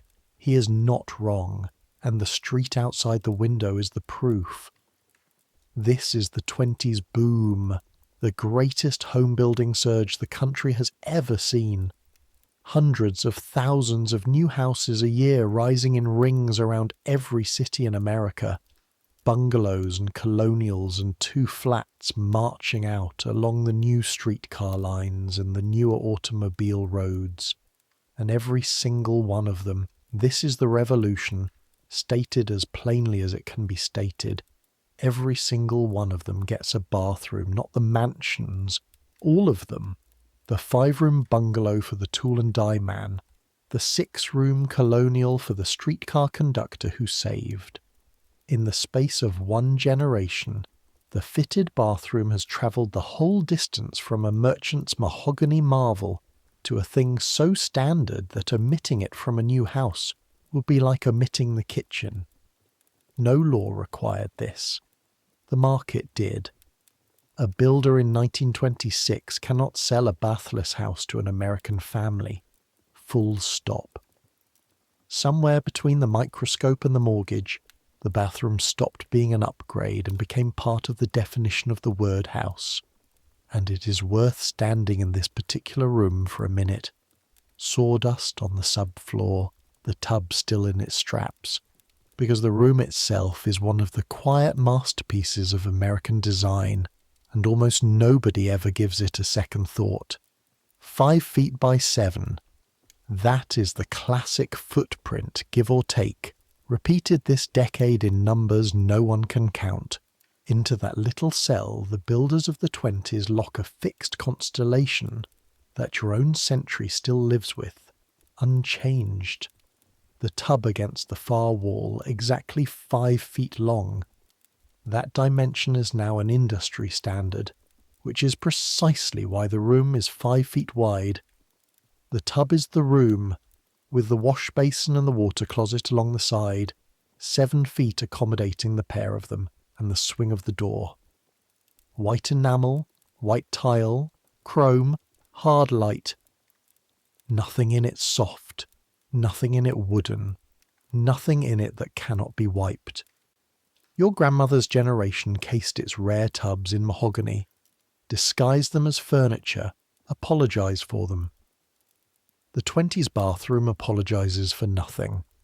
It is styled, deliberately, on the operating theatre and the dairy lab, the 2 rooms the germ-fearing decades trusted most.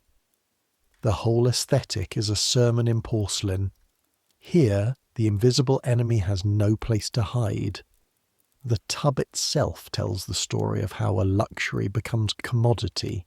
Cast iron, poured at foundries in Wisconsin and Pennsylvania.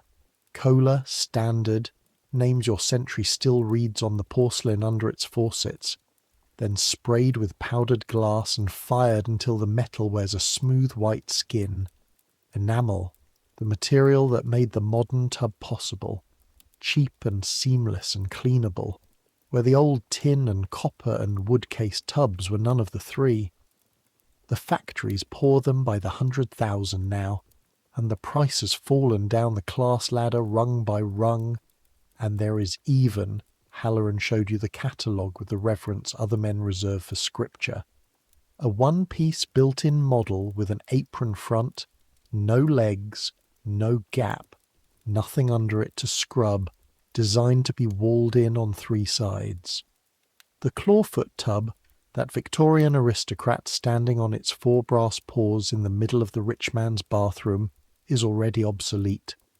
The future is flush, recessed, standardized, ordinary.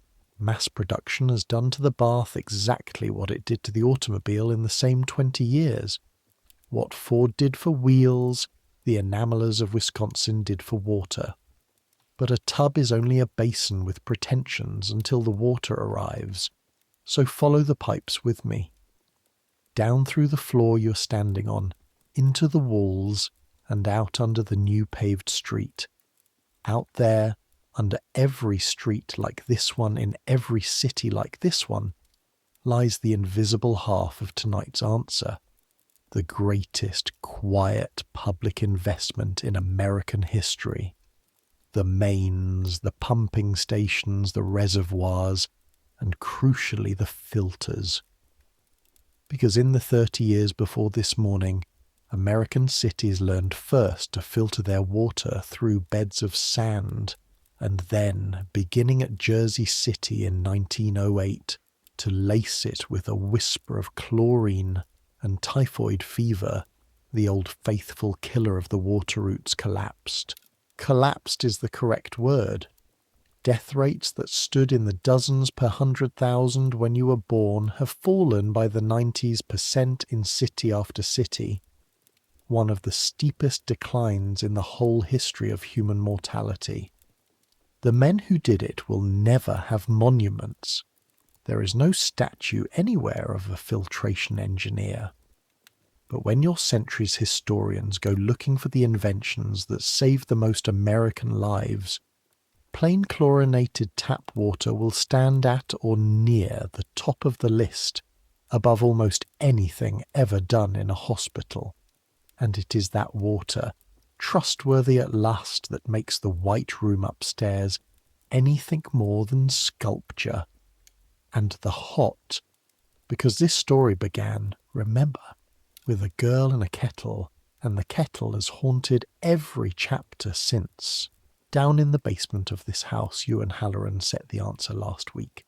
A galvanized range boiler standing on end beside a small gas heater, and, on this street because the builder is ambitious, the newer thing, the automatic storage heater, a thermostat riding its flank.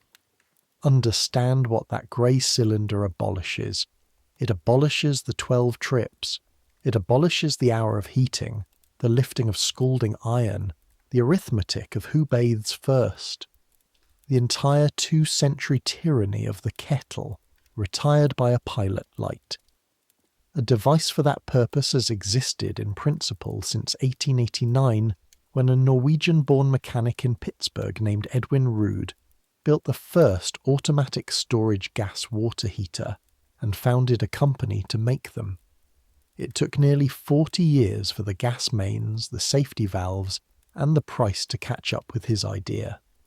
Now they're catching up, house by house, street by street. Hot water on command at any hour in any quantity for pennies.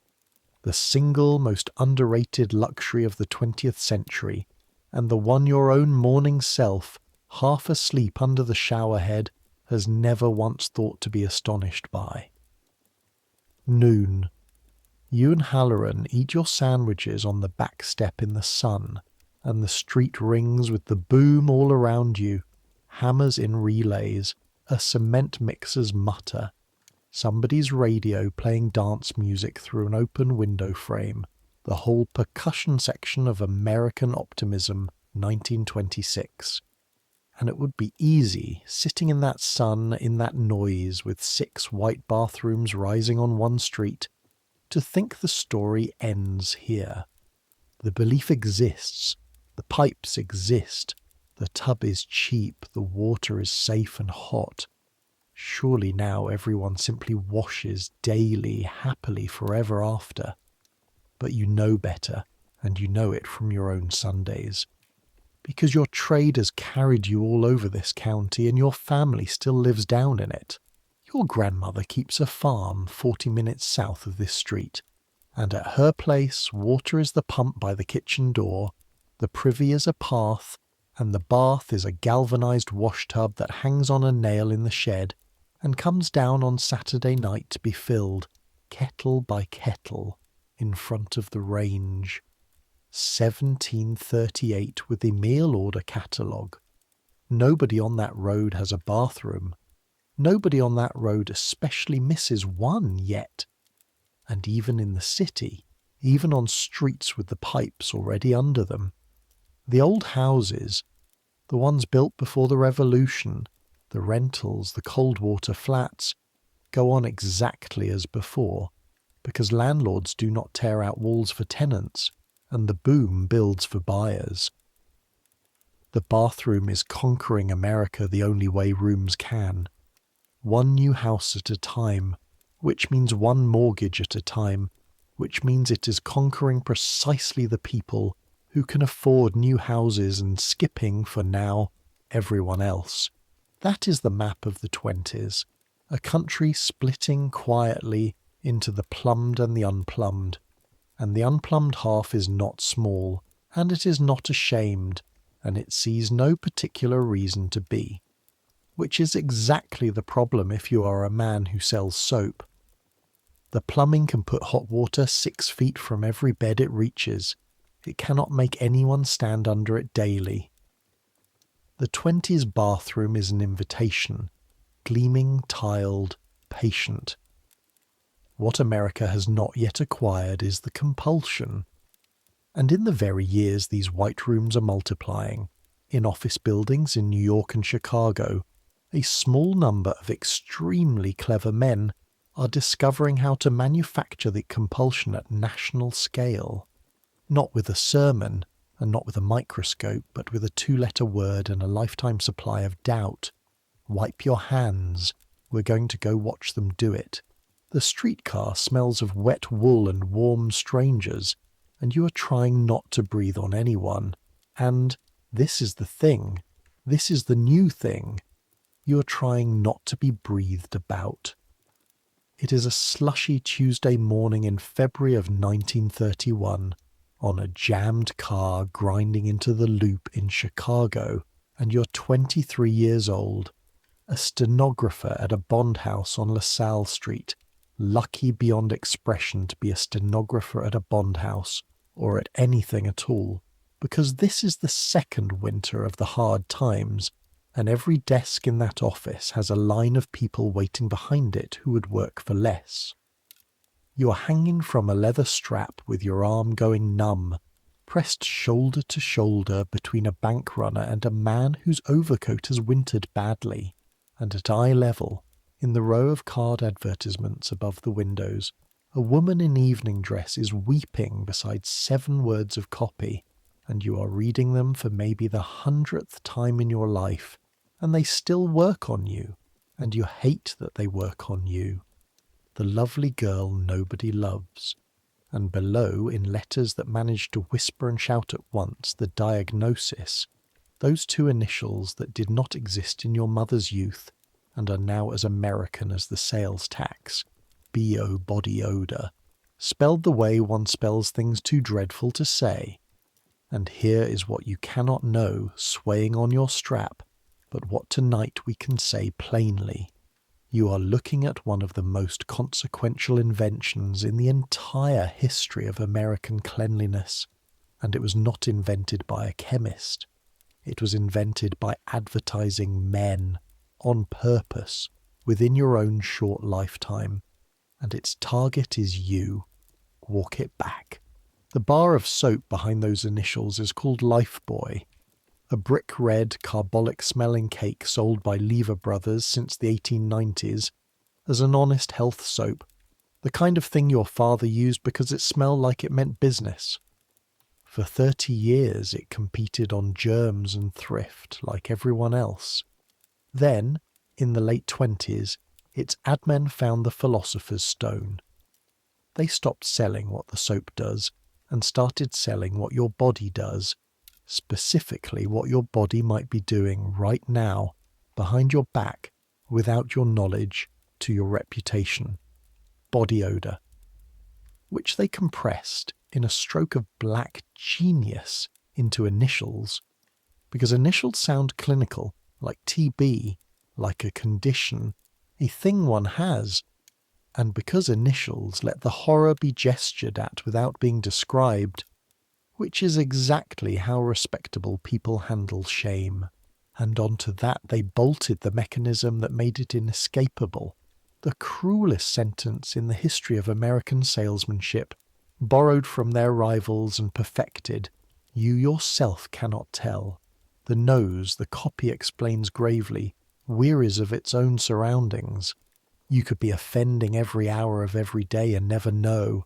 And here is the turn of the knife. Even your best friend won't tell you. Think about what that sentence does. Every previous fear in tonight's story could be checked. You could look for cholera in the streets, boil the shirt, see the lice crack. This fear is constructed to be uncheckable. The evidence against you is collected by other people's noses and filed in other people's opinions, and the only acquittal on offer is ritual. Wash daily with our bar forever. It is the poor terror of 1738 stood perfectly on its head. Then you feared what might get in through the skin. Now you fear what is broadcast out from it. And unlike your great-great-grandmother's fear, this one was composed in a conference room, and it had a budget. And it was not even the first of its kind. The ad men of the 20s had a proof of concept, and every one of them could recite it like a psalm, Listerine. An amber antiseptic, decades old, sold for years for cuts and gargles and a dozen homely uses, until around 1921, when the company's young chief, Gerard Lambert, and his copywriters went hunting through the medical dictionaries and came up with a dusty clinical term for bad breath, halitosis. They did precisely what Lifebuoy would do to sweat. Dressed a universal human condition in a Latin diagnosis, made it secret, made it social, made it fatal to love and employment. And then they wrote the advertisement that people who study advertising still speak of in lowered voices. It ran in 1924. A lovely young woman, and the headline, "Often a bridesmaid, but never a bride." Poor Edna, the copy mourned, was approaching 30, with her hope chest full and her fault unspeakable, because of the thing her friends could not bring themselves to mention. That single campaign turned a surgical antiseptic into the national mouthwash of the United States. The company's earnings tell you everything about whether manufactured shame pays, on the order of $100,000 in 1921, and more than $8 million a year by 1928. In 7 years, on one invented anxiety. After Edna, no exposed square inch of the American body would ever be safe from diagnosis again, and the trade never looked back. By this winter, the magazines you read under the dryer at the beauty parlour are a medical textbook of invented conditions, everyone curable at the drugstore for under $1. Now bring it forward to your streetcar, and to the particular year you're hanging in. because the hard times did not slow this machine down. The hard times supercharged it. You might expect shame peddling to die in a depression. Instead, the depression handed it a whetstone. Because what is the one thing everyone on this car is terrified of in February 1931? The job. Keeping it. Getting one. Being, on some quiet Friday, the one let go. And the soapmen pivoted with the smoothness of water finding a crack. The copy this winter is all employment. The man passed over for promotion, and he never knew why. The girl at the interview, first impressions, my dear, when 10 men wait for every position, whisper the advertisements, the little things decide. And by little things they mean you, your breath, your underarms, your collar, your fingernails, the entire surface of your person, now a resume that can fail you in ways no friend will disclose. It is monstrous, and it is effective. And here is the thing an honest history has to admit through its teeth. It worked because it was not entirely a lie.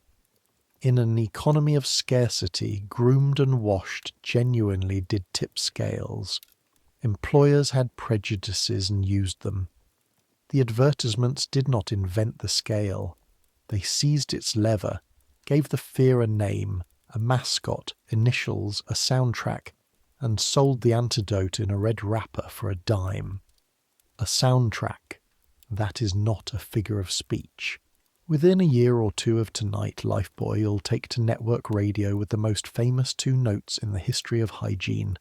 A mournful foghorn moan, B-O, droning out of the family Philco into every parlour in America, and children will bellow it at each other in schoolyards from Maine to San Diego, and thus will the deepest human anxiety about the body be converted, in one generation, into a national catchphrase with the jingle. Your grandmother feared God's opinion of her linen. Your generation fears cartoon foghorn's opinion of its armpits. Progress is a strange animal, but notice, and this is why this chapter sits where it sits in tonight's mystery, notice what all this shame quietly assumes.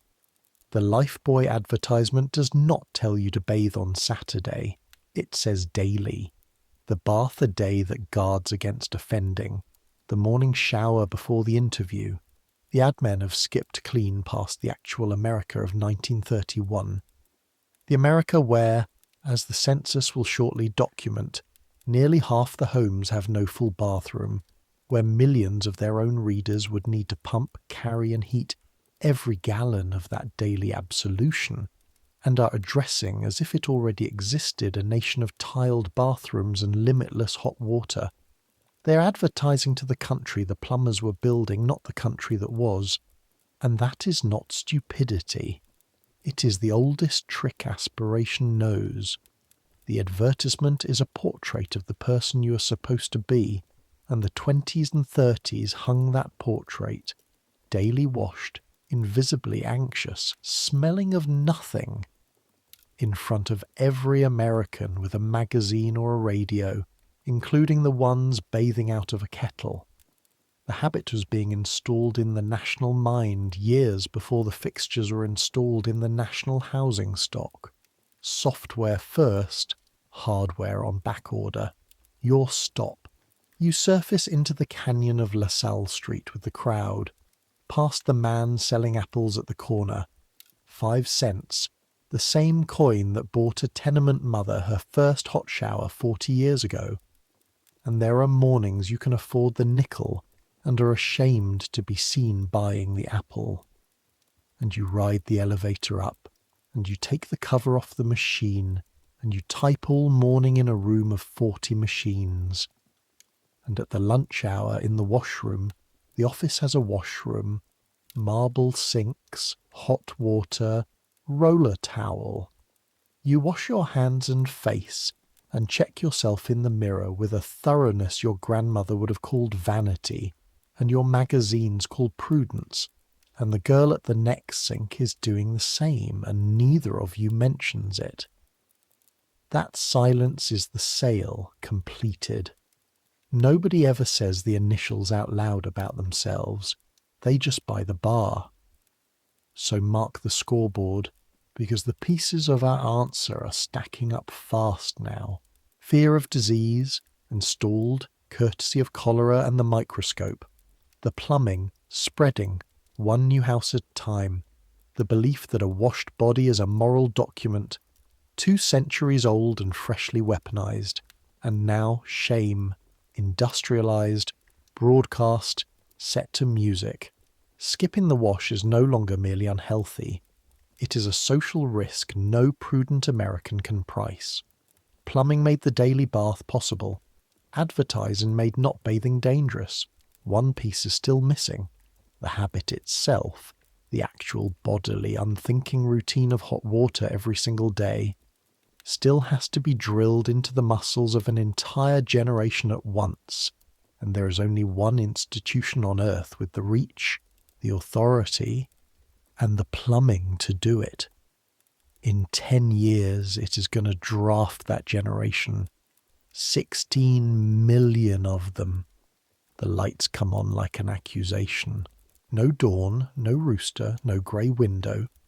Just the ceiling bulbs of the barracks slamming to full glare at 5:30 in the morning, while a whistle goes through your skull like wire, and a voice that has never once in its life been ignored is announcing that you have 10 minutes. Ladies, 10. It is March of 1943 at an infantry training camp in Georgia, and you're 20 years old, 5 days a soldier, drafted out of a tobacco farm in the hill country of Kentucky, and you are about to collide this very morning with the true subject of tonight's entire story. Because here is who you are, and I want you to understand that in 1943 there is nothing remarkable about who you are. You grew up in a 4-room house your grandfather built, on a road that got electricity 2 years ago and stopped there. Water at your place is a hand pump on the back porch, 60 strokes to fill the kettle when the washing's on. The privy is a path past the wood pile. The bath is the galvanised tub off its nail in the kitchen on Saturday night. Water heated on the range, your father first, then the boys by age. You have lived, in other words, your entire American life inside the first chapter of this story in the year of jeeps and radar. And when the census man came through in the spring of 1940 with his government questions, running water, flush toilet, tub or shower, your mother answered, no, no, and no, with no more embarrassment than she'd confessed to not owning a yacht, because neither did the Tates, neither did the Combses, neither did anyone on that road. Your family was not a straggler. Your family was the 45%. Nearly half the nation's homes answered some version of no that spring. And now the army has gone and drafted the no half and the yes half alike. 16 million men before it's over, and dumped them into the same barracks. And this morning it is going to begin sanding off the difference. The instrument of the sanding is at the end of the building. A concrete room, echoing like the inside of a tank, with a dozen shower heads down each side wall and no partitions of any kind, and 60 naked recruits being moved through it on a schedule with the gentle patience of a stockyard. Your first morning in it, you did what several boys from roads like yours did. Hesitated at the door, 1 heartbeat. 2, not at the nakedness. A farm boy has swum in creeks with half the county, but at the sheer institutional strangeness of it. Hot water roaring, indoors, infinite, ownerless, and the sergeant, Draper, a peacetime regular with a voice like a gravel slide who has processed 1,000 of you and will process 10,000 more. Put a hand between your shoulder blades and settle the philosophical question forever. In or through, son? The army's got no third door. And then the water hit you, and there is no dignified way to say this, so I'll just say it. It was wonderful. It is wonderful again this morning, day 5. Hot water out of a wall, ad libitum, onto muscles that yesterday crawled 200 yards of Georgia clay under wire. The single best thing the army has given you, and by the sound of the whooping down the row, you are not alone in the opinion. The boys from the plumbed half take it as their due and complain about the pressure. The boys from your half say nothing much, and stand under it maybe a half-second longer than regulation efficiency requires, learning something no advertisement ever taught them. Not that they ought to want this. Lifebuoy told them that for years, and it slid off like water off a duck, but that they do want it. The wanting, it turns out, only takes about 4 mornings to install. It is the getting that took America 200 years. But the army's not running this concrete room for your pleasure, so let me show you the machinery around the pleasure, because the machinery is the chapter. The army of 1943 enforces cleanliness the way it enforces everything, as a duty with a schedule and an inspector. Shower daily.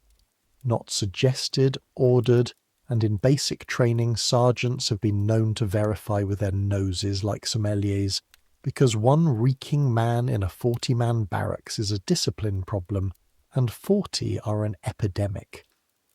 Feet. Feet are practically a religion.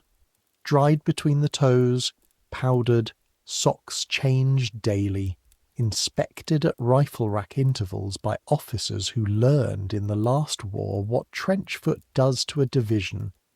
Teeth brushed on the government's brush, hands washed before mess with the government watching, head cropped to stubble on day 1. You watched your own hair join the drift on that barber shed floor 18 seconds next man, because short hair starves the louse, and the louse, as this story learned in 1862, is the quartermaster of typhus. Every fortnight or so, the films, the medical corps hygiene pictures in the post theatre, franker than anything you've ever heard from any adult in your life, on the diseases a soldier can catch, and the washing that helps and doesn't. The army has no interest whatever in your soul, which is, historically speaking, the novelty. Wesley wanted you clean for God. The Reformers wanted you clean for civilization. Lever Brothers wanted you clean for a dime. The army wants you clean for the same reason it wants your rifle clean, because dirty ones stop working.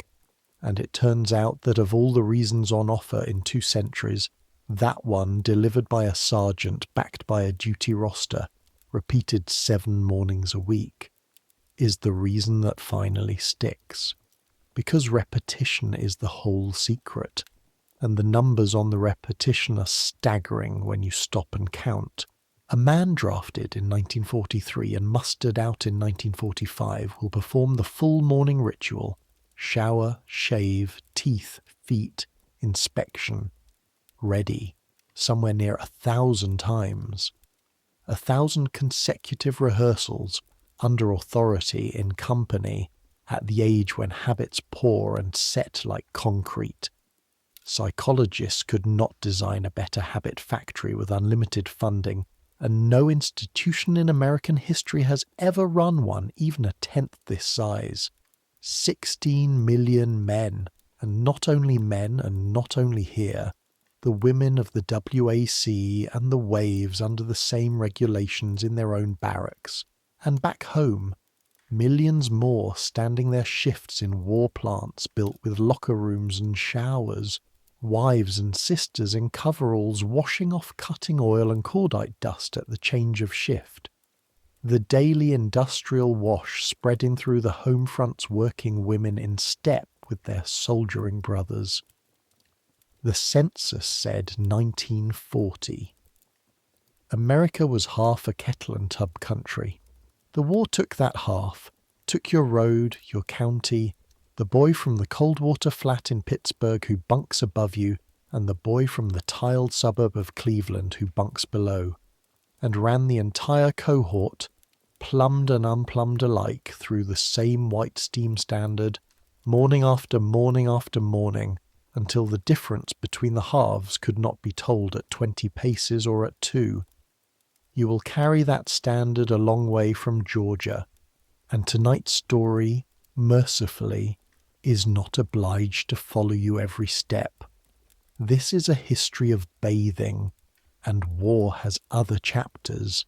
It is enough to say what every veteran of every front would tell you, that overseas the hot shower became the very currency of comfort, rigged from oil drums and salvaged boilers behind the lines, queued for, dreamt about, written home about, that men fresh off weeks of mud and worse have described their first shower in language other centuries reserve for religious experience, and that a man who's been truly, involuntarily filthy for long enough acquires a relationship to hot water that no advertisement could ever have sold him.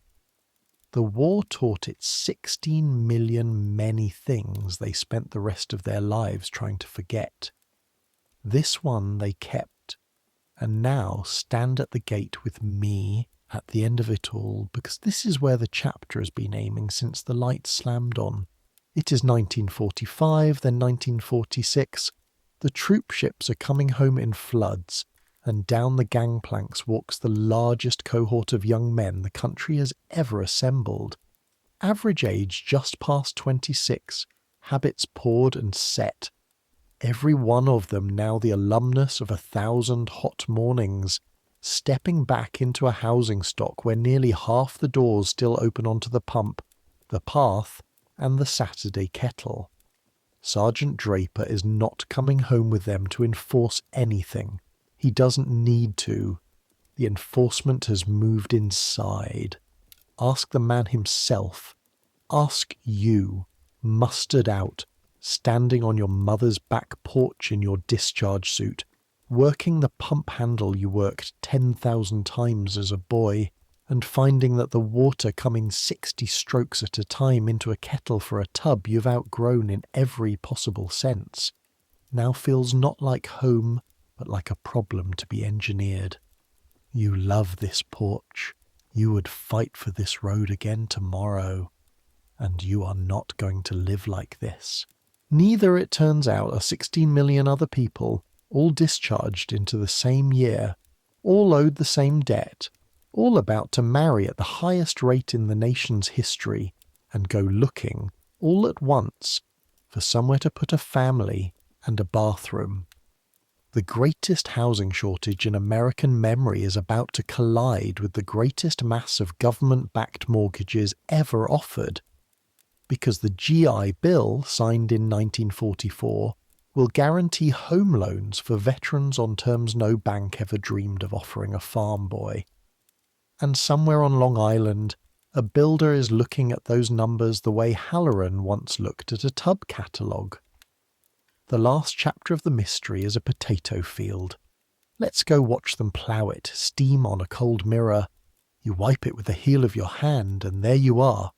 26 years old, jaw half lathered, hair dripping, standing on a warm floor in a bathroom that is yours, in a house that is yours, at 6:40 on a January morning in 1950, with the shower still ticking and dripping behind you and your wife thumping on the door telling you the eggs are on and to leave her some hot water, which is a joke, and both of you know it's a joke, because the hot water does not run out.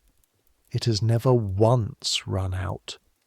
You are 4 counties and 1 world away from a certain back porch in Kentucky, and this chapter is the story of how you got here, you and several million other people all at once, in the space of about 5 years. This is the chapter where the mystery pays off, so let's pay it. The place is called Levittown, and 3 years ago it was potato fields. Flat Long Island farmland out past Hempstead, about 25 miles from Manhattan. What happened to those fields is the stuff of legend now, and for once the legend is documented. A building firm, Levitt & Sons, Old Abraham and his boys, William and Alfred, looked at the arithmetic of 1946. Millions of veterans marrying at a record clip, doubled up in in-laws' attics and converted Quonset huts, every one of them carrying government loan guarantees from the GI Bill, and virtually no houses to buy because the Depression and the war between them had strangled home building for 15 years, and the Levitts, who had spent the war building housing for the Navy at speed, made the great bet. Build small, build identical, build by the thousand, and build the way Detroit builds. The house as a Model T. They broke the construction of one house into 26 repeatable steps and sent specialized crews leapfrogging down the line of foundations, one crew pouring slabs, the next raising pre-cut frames, a man doing nothing all day but bolting washing machines, another doing nothing but caulking tubs, trucks dropping identical bundles of lumber and pipe at 60-foot intervals down roads that were themselves a week old. No basements. The houses sit on concrete slabs with heating pipes cast right into the floor, which is why your bathroom floor is warm at 6:40 in January. At the peak of it, the firm was finishing better than 30 houses a day, a completed house roughly every 15 minutes of the working day, and when the first 300 families moved in on the 1st of October 1947, the newspapers came out to photograph the moving vans lined up on streets that had been farm dirt in May. By the time the project closes out a few years from tonight, there will be more than 17,000 houses here, 75,000 people, the largest private housing development in American history, and copies of it, licensed and unlicensed, rising outside every city in the country. In 1944, war-throttled America started fewer than 150,000 new homes. In 1950, this year, it will start close to 2 million. Nothing like that curve had ever been seen. Nothing like it has been seen since. Now walk through your own front door, because the house itself is the argument. It is not grand and was never meant to be. The Cape Cod model, 750 square feet, 4 rooms and a bath, sold in 1949 in its ranch version for $7,990, a price a bus driver, a machinist, or a sergeant's pay could carry, with nothing down for a veteran and monthly payments, famously pitched below the rent on a city cold water flat. And into that little box as standard equipment, the Levitts packed what a 1920s builder would have called a rich man's kit. The radiant heated slab, a fitted kitchen with a General Electric range and refrigerator, a Bendix automatic washing machine bolted in place before the family ever crossed the threshold, and the bathroom.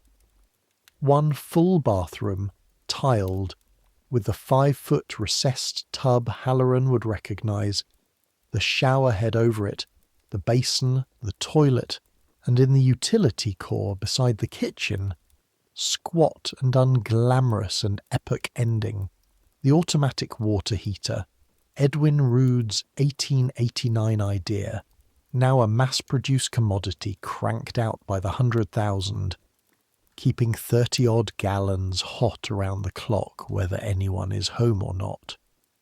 12 years ago, your mother answered the census man. No, no, and no.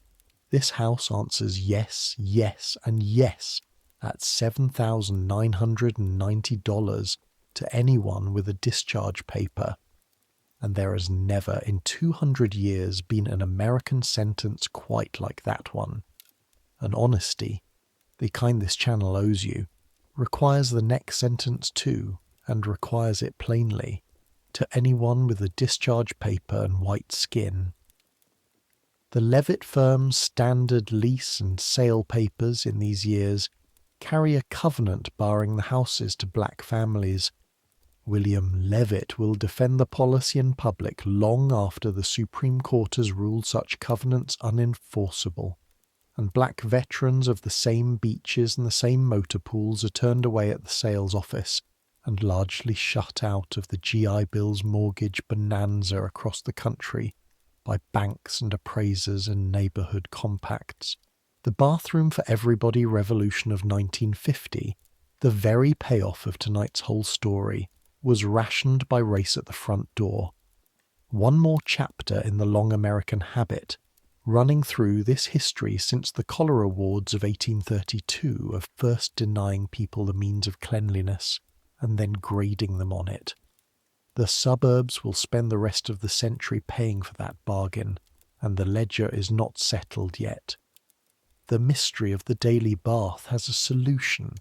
It does not have clean hands, but the solution, let's assemble it now, finally, on this January morning, standing in the steam, because every strand of 200 years is present in this one small-tiled room, and the title of tonight's story has an answer in 5 parts. Why did Americans start bathing every day, and why did it take until 1950? Because a daily bath for a whole nation needed 5 different things, and 1950 is simply the year the last of them arrived. It needed the infrastructure, the reservoirs, the filtered and chlorinated mains, the mass-poured enamelled tub, Rude's tireless heater, the pipes of this chapter, finishing a job Philadelphia's steam engines began in 1801. It needed the belief, germ theory, carried from Koch's Berlin laboratory through a Chicago chalkboard into the marrow of 3 generations.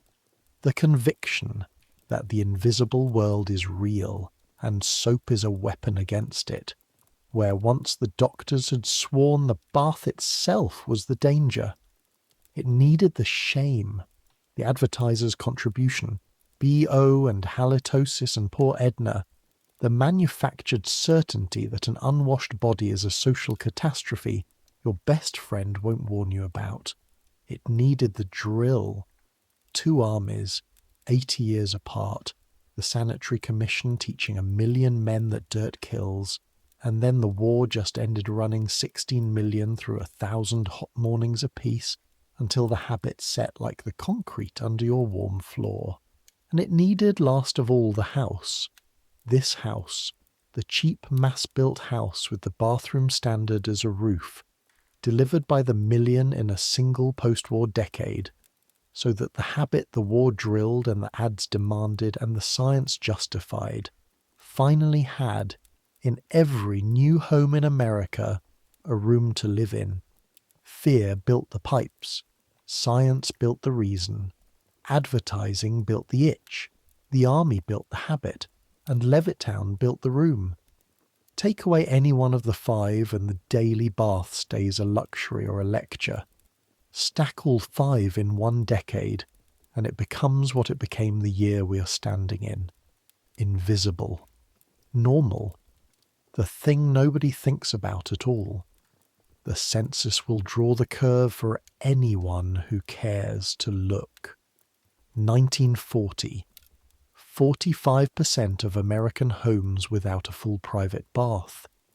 1950, down to roughly 1/3, the steepest drop ever recorded, with 2 million new yes answers pouring in every building season.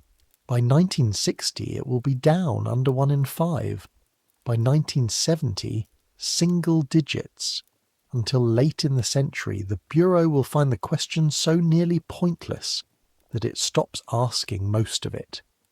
Somewhere in those same years, quietly, with no anniversary and no parade, the United States passed the moment this entire story has been driving toward. The day the daily shower stopped being a claim anyone would think to make and became simply what a person is assumed to have done. You can even watch the word Saturday shed its oldest meaning. Ask your own children, the 2 of them asleep down the hall, born into this house, who will grow up believing hot falling water is a birthright of mammals.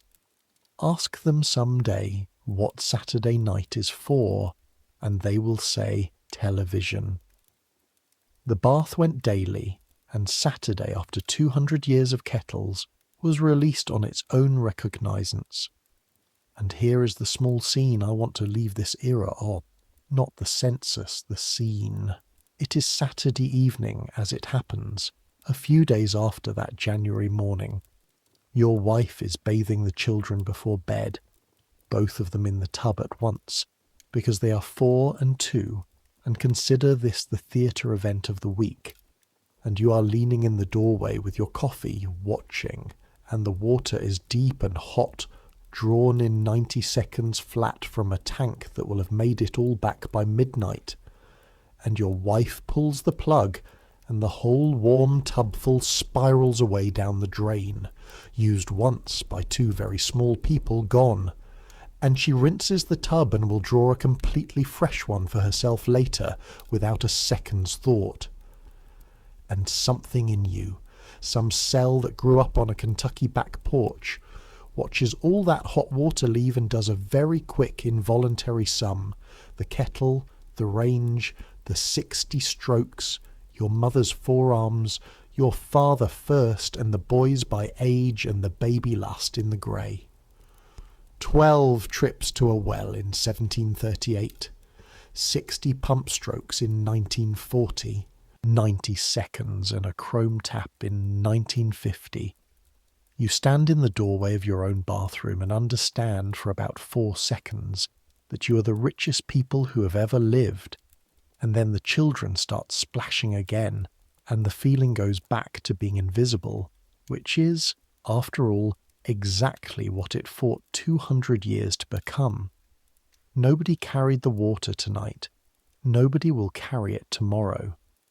Somewhere under the floor, a pilot light does the work of every aching 14-year-old shoulder in this story, forever, for pennies.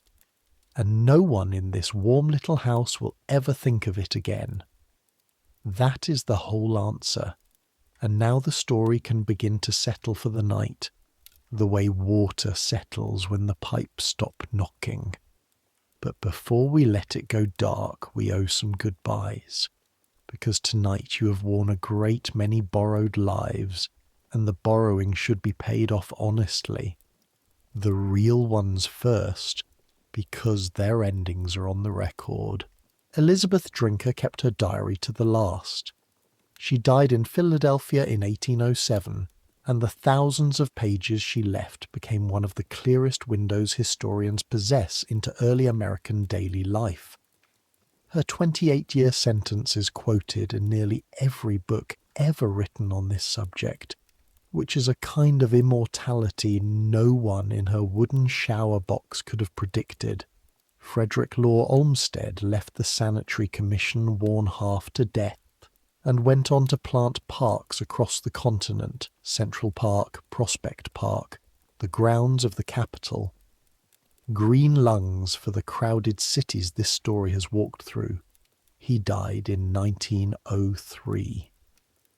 Dr. Seaman Barrack lived to 1921, long enough to see the bathhouses he demanded rise in their dozens, and to hold professorships teaching the science of the bath itself. His son, Bernard, became advisor to presidents, but it is arguable the father's nickel showers served the Republic longer. Gel. Mencken confessed, was not believed, confessed again, was believed and ignored, and died in 1956 with his bathtub hoax already outliving him. It is repeated as fact somewhere in the world every single week, and he would be insufferably pleased. Edwin Rood's company still makes water heaters bearing his name. There is a fair chance one is keeping your own shower ready as you listen. And William Levitt, Time magazine's cover builder, lived to 1994, long enough to be celebrated as the father of the suburb, and long enough to be asked again and again about that covenant, and history is still conducting the interview, and the others, the borrowed eyes, the girl at the well in 1738, the housemaid in the drinker yard, the clerk with his lime-cracked hands on Pearl Street, the private in the creek with soap in his eyes, the mother in cell number 4 with her 5 minutes of falling heat, the teacher with chalk on her fingers, the compositor setting a lie in hot silver, the apprentice with the tub strap burning his palms, the stenographer on the strap of the streetcar, the draftee at the shower room door, the couple in the doorway of the little warm bathroom on Long Island. You know by now what they were. Not people exactly, but places where people stood, stitched together out of census lines and diaries, wage tables and inspection forms, so that you could stand there too. Whoever the real ones were, and they were real, in their millions, everyone with a name we will never recover. History has closed gently over them, the way water closes. They carried it, heated it, feared it, queued for it, sold it, drilled under it, and finally at the very end stopped noticing it, which was the point of the whole long labour. Their reward is your unthinking mourning. It is not nothing as rewards go. It may be the most honest monument civilization knows how to build, a comfort so complete it erases its own construction. So let the construction rest now. Let the whole 200 years lie down. Because think of what you have on the other side of your own bathroom door. Tonight, this minute, without moving from where you lie. Water that has been to the mountains and through the filters and holds no cholera and no typhoid, waiting in the wall. Heat that no one stoked, standing ready in its tank, patient as a dog. Soap that took no eyebrows to make. A lock on the door, privacy, the last luxury this story added. The one thing the girl of 1738 and the private of 1862 and the mother of 1891 never once had while washing. A room where you may be alone.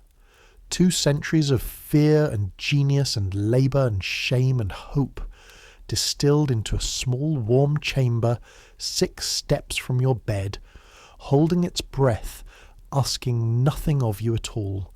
You don't have to use it. You don't have to think about it. That's the gift. That you never have to think about it again. And tomorrow morning it will all be there, the same as this morning, the same as yesterday morning, the same as all the mornings stretching comfortably ahead. The tank will have kept the water hot all night for no one. The pilot light will have burned all night, a blue flame the size of a thumbnail, the last little campfire of the whole long story, tended by nobody, keeping the kettle promise the centuries could never keep. It's ready, whenever you want it, already hot. You are clean enough, warm enough, safe enough.